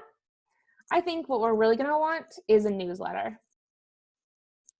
So we click that, click add. So you see it opens up the newsletter section. And so we can change the heading and I would suggest in this section, first of all, email marketing is the coolest form of marketing because it's what we call permission-based marketing. And so this will be a really good tool for you to have and collect emails. The good thing is that if you're not currently doing an email newsletter, by collecting emails now, you'll have emails to send to when you do start doing email marketing. So I highly recommend that you always have a newsletter section on your website. But what the really big important thing for you to add in this section is you're going to want to make sure that you're adding how frequently they're going to receive this update and when. or like, and why, sorry, what they should expect. Because what you're doing is, because we call it permission-based marketing, is it means that you're asking their permission to come into their space, into their inbox. So in this section, you're gonna want to make sure that you kind of give them a clue as to what they're subscribing for.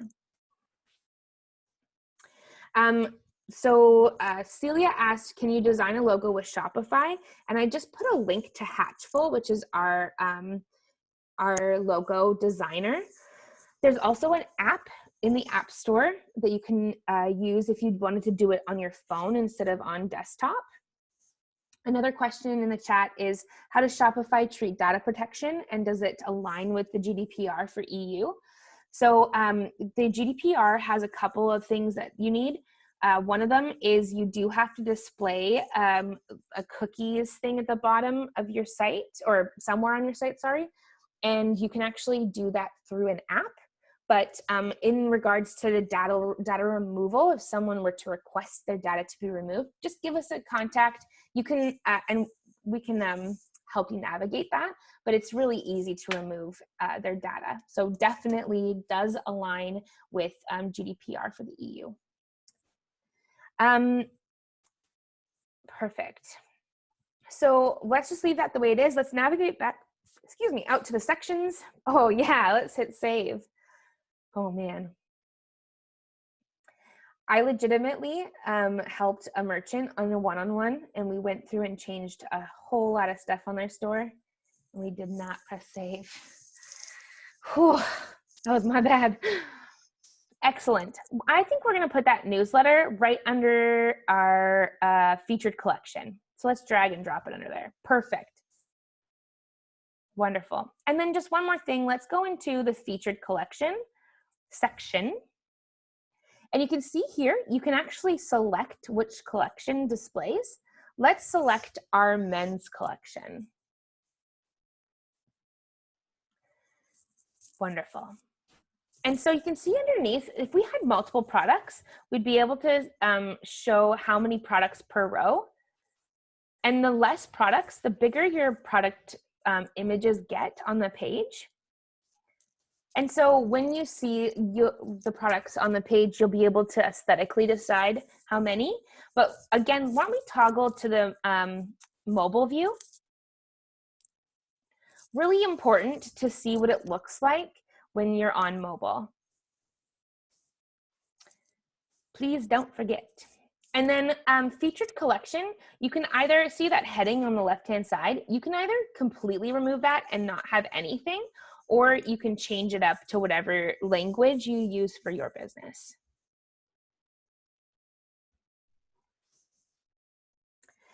There's a question in our QA that says, when you get there, could you please clarify how to get items in our products to all appear the same size in a grid as opposed to a collage style? I'm using Brooklyn theme. So it would be, if you want to navigate to a product or collection page, sorry. So in the very top of our theme editor, you can see that it says home page. So we're editing our home page right now, but we can actually go and click on collection pages. And so we're not on the Brooklyn theme, but this is exactly where in the Brooklyn theme you'd be able to select that. So click into collection pages on the left. And then there, the layout, you'd be able to change that there. So hopefully that helps.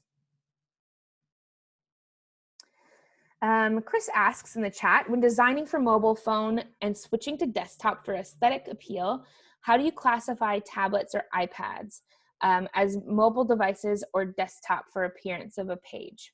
Does it make any difference if designing predominantly for mobile?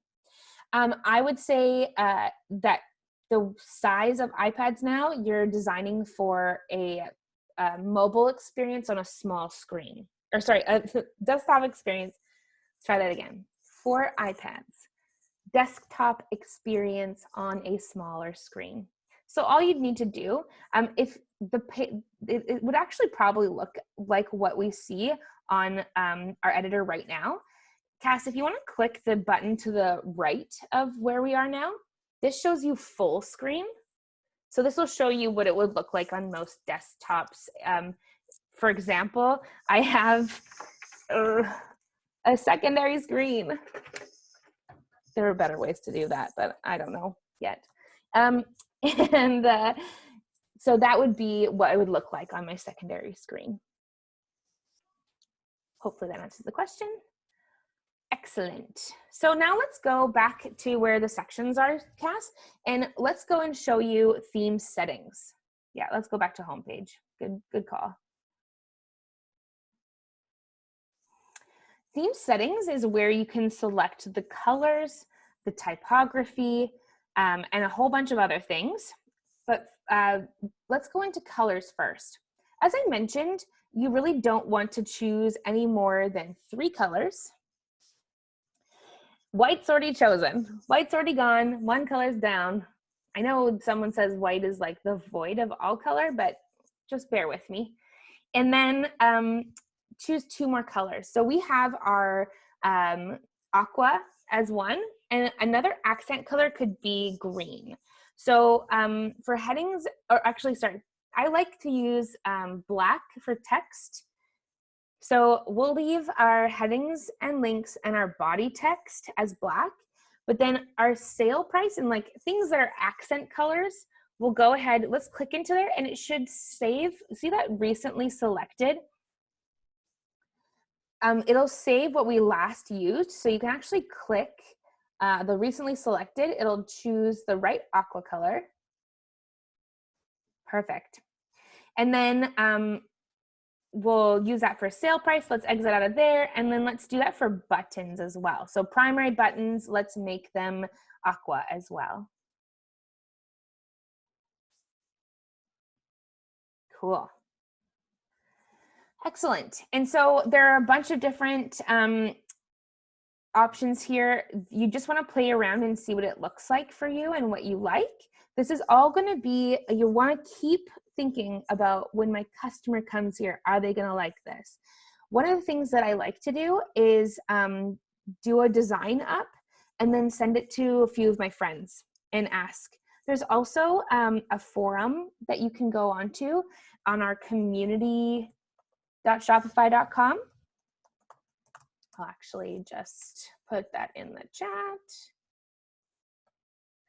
And there's actually one where people can go and critique your site. So it's other business owners. They'll go in and help critique your site. Excellent. So let's go out of colors. The next thing down the list is typography. And typography are what fonts you've chosen.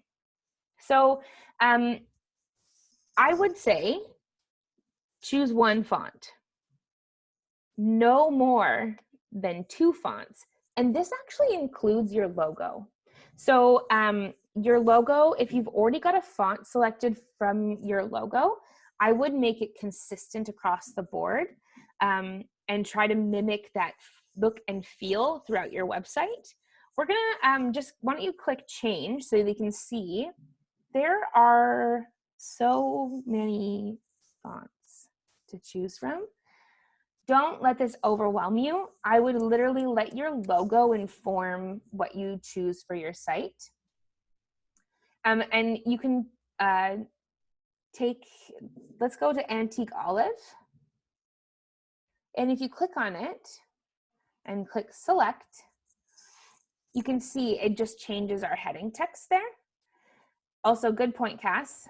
Sorry, you were pointing out the, you can select from different types of that font. So light, regular, italic, bold. And you can actually click, if you click bold, you can see what it looks like before, doesn't it? Yeah, there we go. So it updated to bold. So you can see what it looks like before you select. And if you didn't want to select bold, you could actually, you can go back and select regular, but there's also just that X where it says select font in the top, and it would just keep it the same. Perfect. How do you send your website to friends to critique? You would be able to send a preview, and I'll show you how to do that once we're out of the theme editor. Excellent. Let's go out of typography. The next one that we're going to go into is social media. So if you can click into there, social sharing image. What the heck is that? Well, I do actually know what that is. When you share your website on social media, it generates a preview of what the site, like an image preview. And this is what the image you'll want to put in here. I would suggest to actually build something that is a square, because on most social media is consumed on our telephones, on our cell phones. And square media fills up your screen. So I would choose something that's a square image and something that really showcases your brand. So whether it's just your logo or whether it is a lifestyle photo, whatever it is, I would select something or create something, that showcases your brand. Wonderful. And if you scroll down, there's social accounts. And this is where you would put, if you have any social media accounts, you can see underneath it's highlighted, or it's in a gray text. It shows you the format that you need to put in here. So what I would do is just navigate to a browser tab of your social media, copy, and then paste that into here so that there's no errors. So why don't, Cass, why don't you go ahead and put one of those links in from like our Shopify link.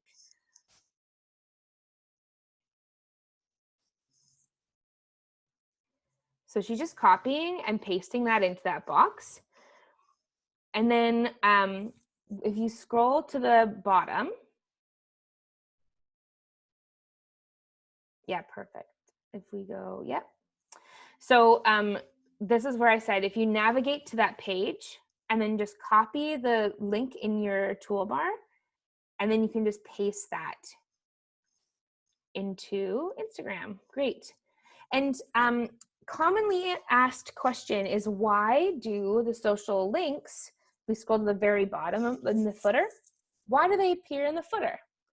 Well, we use social media to drive people to your website.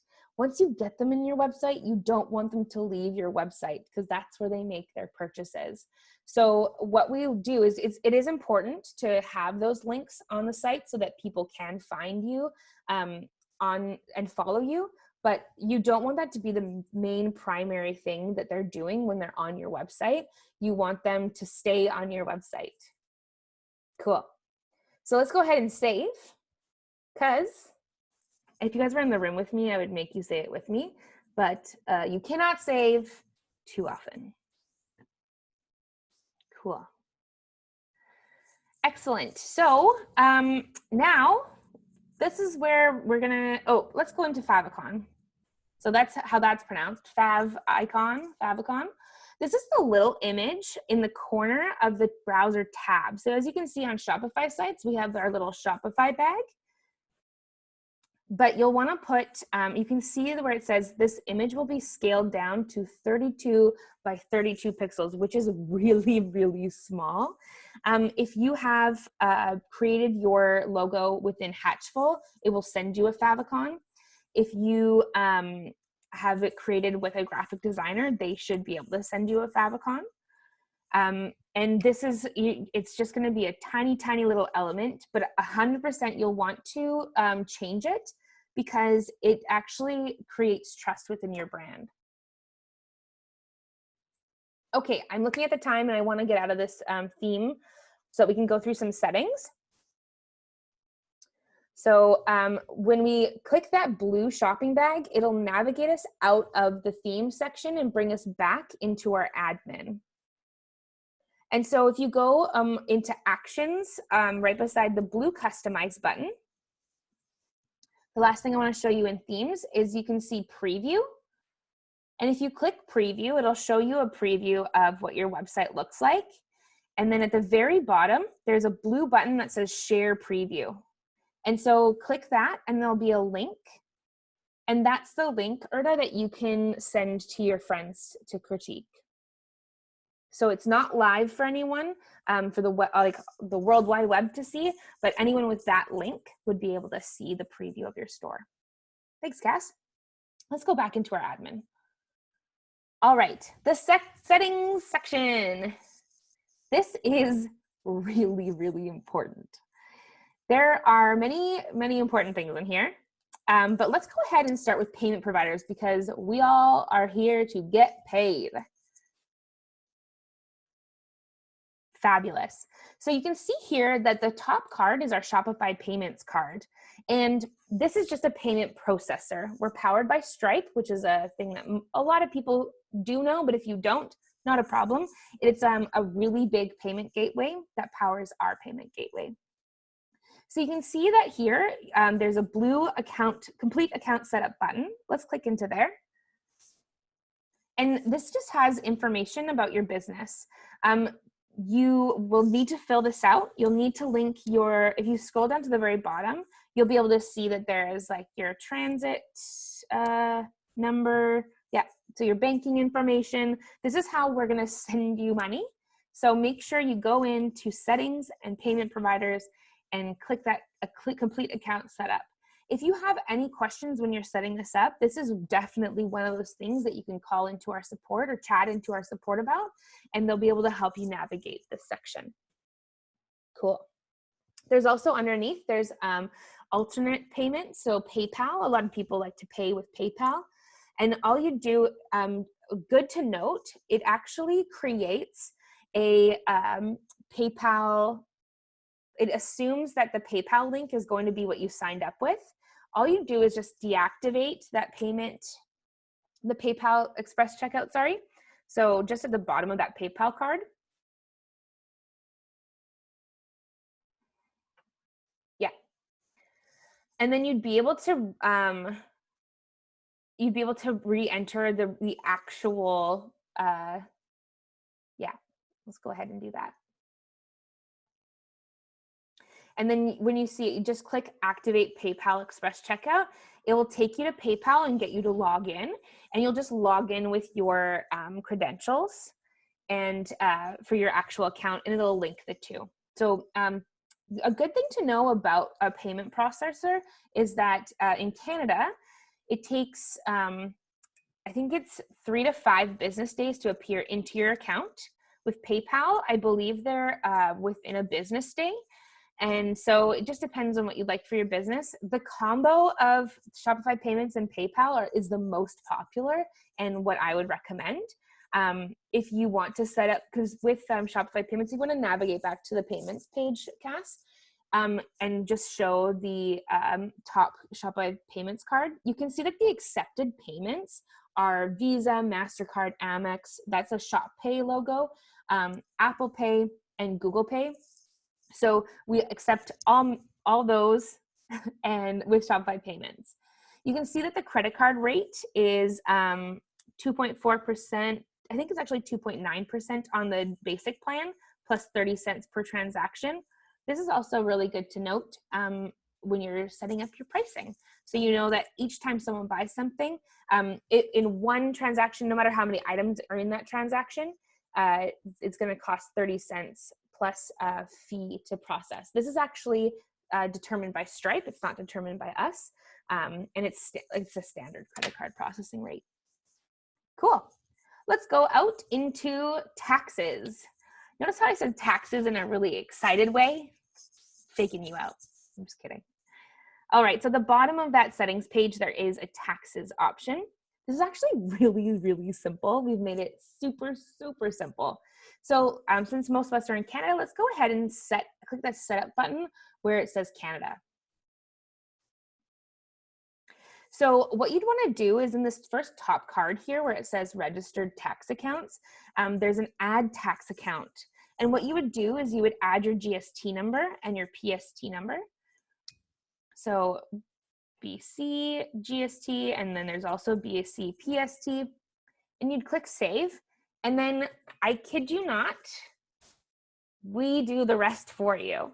So unless you have something that doesn't get charged GST and PST,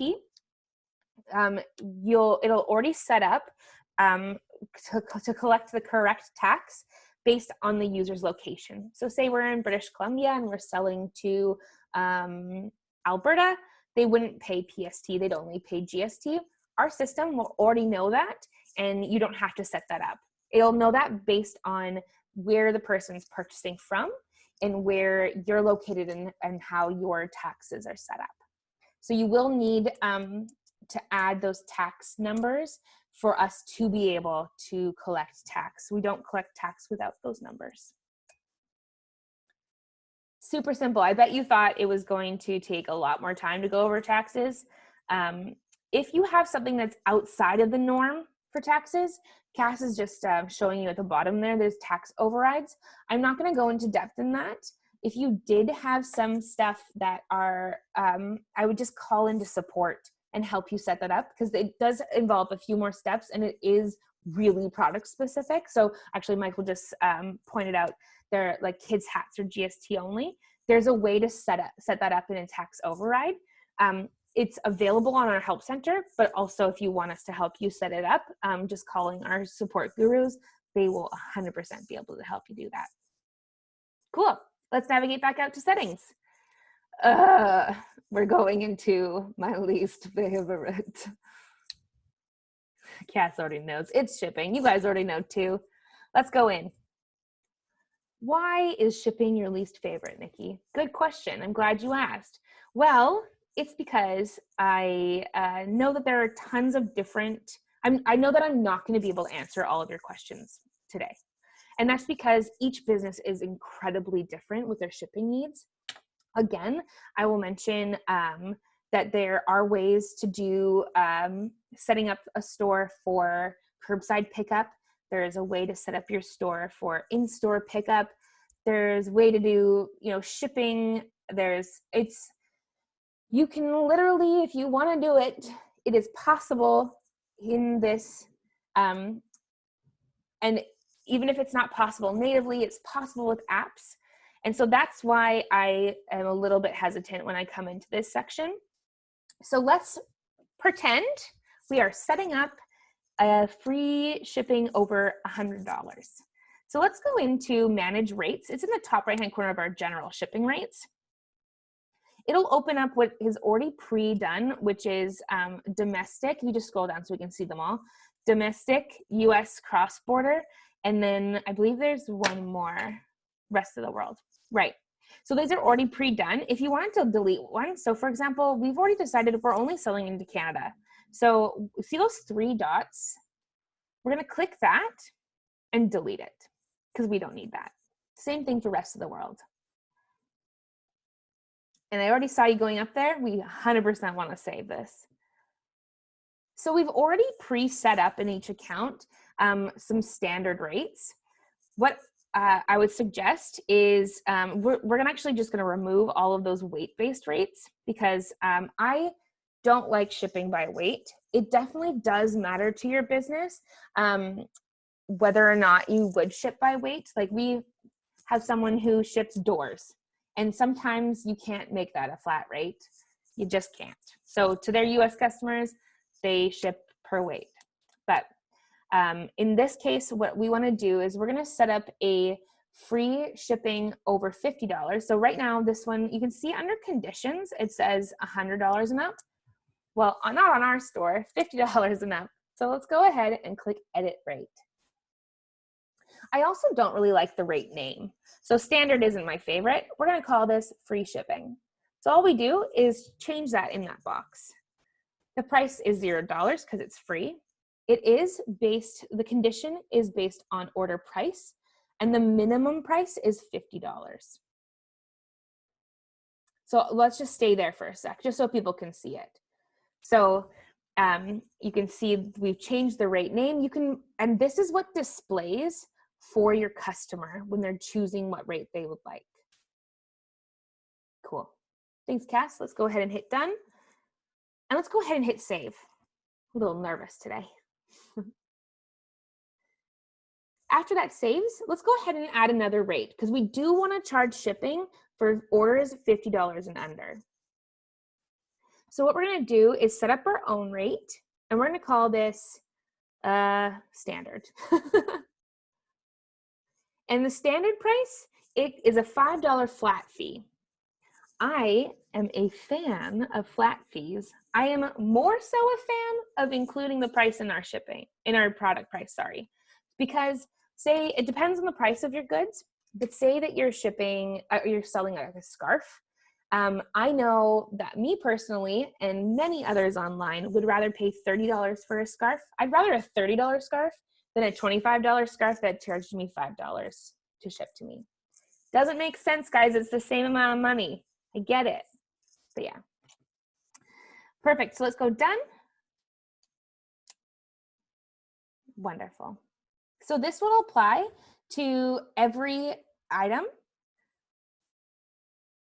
Can shipping be, there's a question in the chat.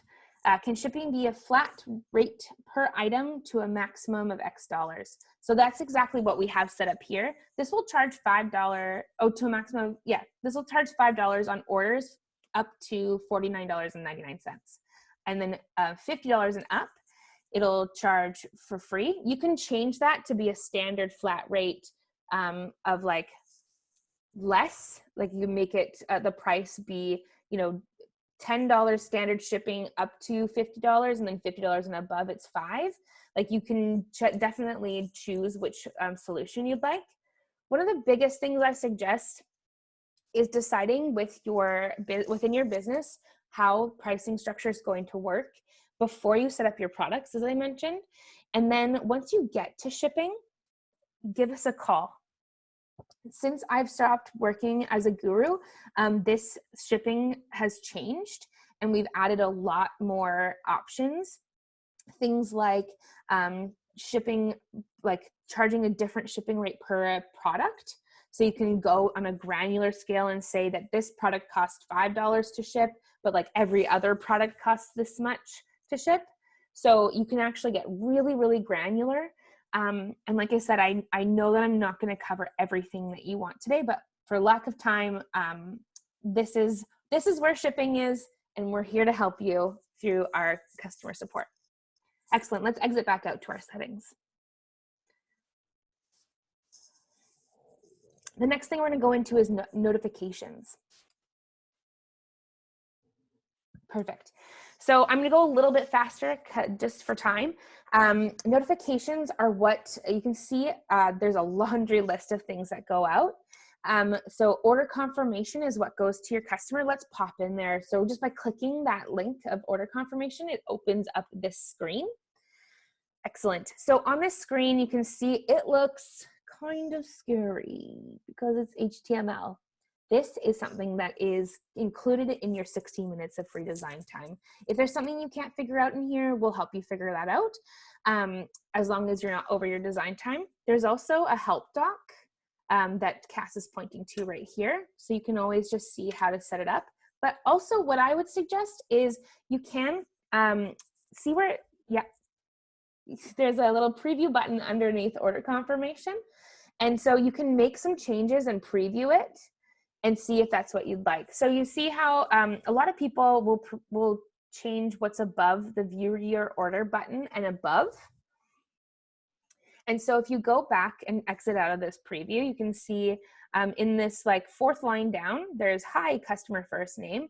So this is what I suggest customizing to be in your own brand voice is right there. And then let's go back out into notifications. And there is on the left-hand side of this is a customize button. This is where you're gonna upload your logo, and it'll go across all of your email templates. And then you can also choose your accent color. So we would choose, we don't have it saved here, but we would choose that blue that we have. Perfect.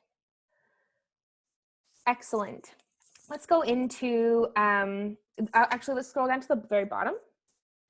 And you can actually see staff order notifications. This is who's getting an email every time you get an order. And so you can actually add a recipient if you see just on that bottom section there. Cool. So you could click that, and then you can add, if you want people to be notified by email address, or you can choose who from your staff gets notified. And it can be someone who's not on your profile. For example, if you have a vendor that you want to ship all order notifications to, you do that here. All right. Another thing I wanted to go over is if we click on online store on the right-hand side, there is a section for domains. So I told you that this creates a domain for a .myshopify.com. And that's yours. It works. It's just like a domain. It's just not a custom domain. So if you have a custom domain, underneath domains, you can see it says connect existing domain. If you click into that, it'll show you the options to do this. If you have it with a big service provider like GoDaddy or Bluehost, it'll be really easy to connect. You just type in your domain, you'd click next, and it would open it up in GoDaddy and click and connect really simply. This is another thing that I would call our customer support for if you're setting this up, or go to help.shopify.com. There's some really, really great resources for connecting your domain. The one thing to note about connecting your domain, if you have an existing website and you're pulling it over, you want to plan on having 24 to 48 hours for those, we call them DNS servers. It's basically like a world address system for internets. And it is going to take about 24 to 48 hours for the entire globe to update their address. So it's like a mail forwarding system for the internet. But again, please do contact our customer service if you have any questions. Again, they are there 24/7 and they are always going to be happy to help you. All right, so the next thing is we're going to go into preferences, which is also under online store. Oh, yes. You can buy the domain. Thank you, Cass. You can buy the domain directly in this by hitting that blue button. The only thing to note about this, so we do include hosting in all of our plans, and we include the SSL, which is like a security license, and we're in order to be able to offer online services for sales, you have to adhere to a certain standard of security for everyone's information. So not to worry, we are tip-top up to snuff on that. Let's go into preferences so I can just show you the section here. So this is, the top here is your title and meta description for your entire site. So this is what would come up. This is back to SEO, search engine optimization.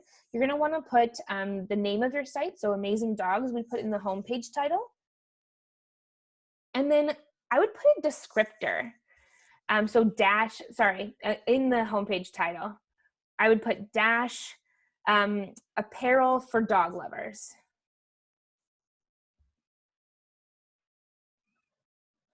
And then in the meta description, you would write a description about your business. So you can find sweaters and t-shirts with the best dog sayings on them or something.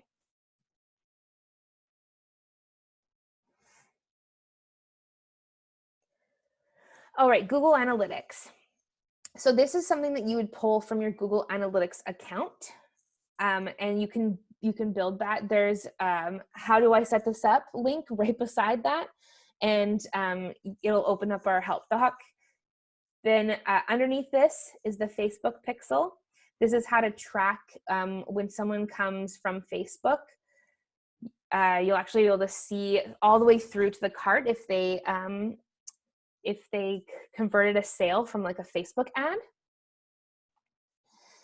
One big note about analytics, we do have analytics. You can see on the left-hand side, there is analytics, but I always caveat that we are an e-commerce company that gives you analytics, whereas Google Analytics is an analytics company.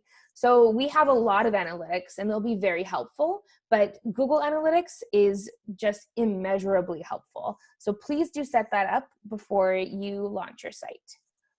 And then at the very bottom of this page, there's password protection. So to disable your password page, you will need to click to choose a plan. And so do you want to click on that just so they can see what the plan page is? Don't worry, we can lose it. That's fine. Okay, so very, very quickly, I just want to note our plans start at $29 per month to have a checkout. There is a plan that is $14 a month called the dormant plan. So if you're not selling anything yet and you just want to have a landing page for your customers to go to, there is a plan for that, and you can ask our customer service reps to give that to you just by calling in or chatting in. There are differences between each plan, but what I would suggest, start with the basic plan. And then especially now that we've added gift cards to that, gift cards are accessible on the basic plan. Now, because of in a response to the COVID pandemic, we did want to make that an option for each plan. So what I would suggest is just start with a basic plan, and then when you feel a pain point, or you start making, like we have merchants on the basic plan who are making over $1 million a year. It really just depends on your business, what you need. So just the only thing about this that I'm trying to make a point of is start on the basic plan and work your way up. There's a couple of questions here. So shipping notifications, can they be connected to the email address that we already use so that customer replies, etc., come to there? Really great question. Let's pop into settings, and then I believe it's general. You certainly can use the email address that you already use. And if you see where it says Shopify contact email, that's where we contact you. But then the customer email is what the customer will see that the emails come from. So perfect. info@amazingdogs.com. And so now if we click save, that will be the email that customers receive emails from. The question from Michael in the chat, does it cost more to, with you guys, if it is a conversion sale for Facebook or other search engine? Not one bit, no. It will cost the same. One thing I wanted to note as well, just in terms of the picking your plan, there is a 3-month trial. So let's say you're ready to get your store up and running and you pick a plan. It does not mean you are going to get charged from that day. You still have that full 90 days for free. It's just that it's basically getting your store up and running, and we have that credit card information so that you can continue after those 90 days. So don't feel like you're going to lose that free trial if you pick a plan. Such a good point. Thank you, Cass. So this concludes our walkthrough of the entire admin. There is more to the admin, I'm going to admit, but I think that right now I've probably filled your brains up and you already know your next steps. Next steps are going to be figuring out how your customers are going to navigate around your store, so that'll inform your collections. Then you'll want to add your products. And you can do that manually one by one. You can do that via product CSV.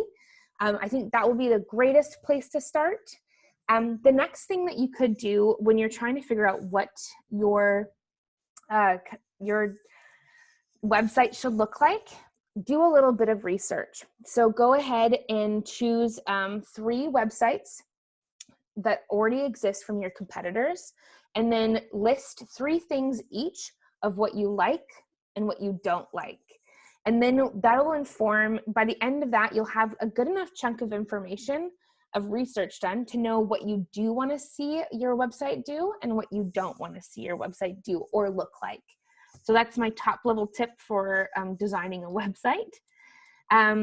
So 90 days, if we decide to go live in 30 days time, we get 90 days from then, or 60 days, i.e. So it's 90 days from today, the day that you sign up. You'll have 90 days. So you can see that we signed up for this account today, and at the very bottom it says you have 3 months left in your trial. So if we were to select a plan and put our credit card in to select a plan, we still wouldn't get billed until 3 months from, or like 90 days from today. I just wanted to remind you of some resources that we're going to be sending along in our follow-up email. The first one being our community forums. So that is a great place to ask questions, to network with other people. The next one is our help center, so help.shopify.com. This is like our Google for everything Shopify. There are video tutorials. There are step-by-step guides on how to do things. So definitely utilize that. You can contact our support via chat in your admin. You can go to through it from our help center. There's also the Academy and our blog. So academy.shopify.com and shopify.com/blog. These are really, really great resources that we have available for you to learn about things in a more general sense to use your business, or to start your business, sorry. We will take questions for the next 12 minutes if you have any. But one thing that I would like to remind you is Cassandra has lovingly opened up the ability to book with her for next week for some one-on-ones. What these are for, Cass, do you want to tell them what those spots are generally for? Yeah, so same thing with Nikki, but she's going on vacation, much deserved. They're primarily based for business development, conversations, strategy, that sort of thing. So not necessarily, how do I set up this product? That would be a fantastic question for our gurus, so our 24/7 support. This is more if you are running into issues in terms of, where do I start? What do I do? This is my current situation. Just so you have somebody to kind of talk to, and we can kind of work through a bit of a strategy and kind of go from there. Wonderful. And one thing that we do have for our BC merchants is you don't even have to be on Shopify, is our BC Shopify Slack, which I am trying frantically to grab the link to. I've got it. Yay. I'll pop it in there. Okay, so Slack. Slack is like MSN for business or for chatting today. And it creates rooms, and there's a place to chat with all Victoria merchants. There's a place to chat with all Vancouver merchants. There's a place to chat with Kelowna merchants. And there are actually, I know that one of my really good friends who's a guru, she lurks in there and she helps people with questions. It's a great place to ask and collaborate, especially in this time that we can't be together in person. It's a really great place to congregate online and ask the questions that you need answered from each other. How do I set up an appointment with Cassandra? We are going to send that via a link later today or later tonight. And yeah, that was a lot of information. But the biggest thing that I would really like you to remember is that it's totally possible, and we're 100% here to help you. And so make sure that you are utilizing the resources that we have for you. If you decide not to go with Shopify, but you also want to talk to us about business strategy, hit us up. I'm not here the next week, but I'm here the next. If you're in Victoria, go to shopifyvictoria.com and you'll be able to book into my calendar. Can you please send details of Shopify POS to our store? I'll be happy to, Michael. A couple questions in the Q&A. What is the cost of a session with Cassandra? Absolutely free. Make sure you make really great use of that time though, because because of the demand, we don't like to do repeats. So try to get like that business strategy, all that down, what you're really looking to work on with her so that she can give you the most value. And for her, do you want to pop your link to your website into the chat, Cass? So the question was, can you send contact information if we find we want it down the road? So she will open up spots. Right now, she's got it a little bit blocked off for these, but that website will have information on how to book later if you so need. Next question, where can we request the extension for a free 90 days? I started my site today and it says 14 days. If you just chat or phone into our support, they'll be able to change that. Unfortunately, I don't have that permission. Cool. Well, thank you guys so much for coming. I hope this really helps you start getting your business online. And I hope you do take advantage of the tools that we have for you. If you have any questions whatsoever, you can hit reply to the email that comes. It'll come into one of our inboxes and we'll be able to help you out. But make sure, one of the biggest things that I want to tell you is our support team is available 24/7. We're not available 24/7. So if you need a question answered right away, please contact our support. That's what they're there for. And thank you, Michael. I am having a vacay at home, just in this room, same room that you see right here. Vacations are kind of nice sometimes. Hey, I did it I'm last week. taking it. Yeah, I'm not complaining. Also, just in regards to the follow-up email that you're going to be getting, it may look a little overwhelming because there are going to be quite a few links that we're going to share in there. Don't feel like you need to go through all them all at once. Just take your time, go through it. Another thing is don't wait for your store to be perfect to start launching it. There's no better time than right now. Get it up. You can always change it. You can always be doing a little updates, that sort of thing, getting feedback from other people. One of the things, if you're nervous, such a good point, because a lot of us get stuck on perfection rather than progress. And so if you're worried about, can I launch? Give our customer service a call. That's like, I know that when I was on phones, I loved getting calls of like, I think I'm done. Am I done? And then launching together is like, I get really excited. And also, if you've got your first sale, give us a call and let us celebrate with you. Honestly, most of us who get hired as a guru own our own businesses. And so we are just as excited about yours as we are about ours. So please do take advantage of that. We're going to wrap it here. Thank you guys so much for coming, and we will be in touch. Bye.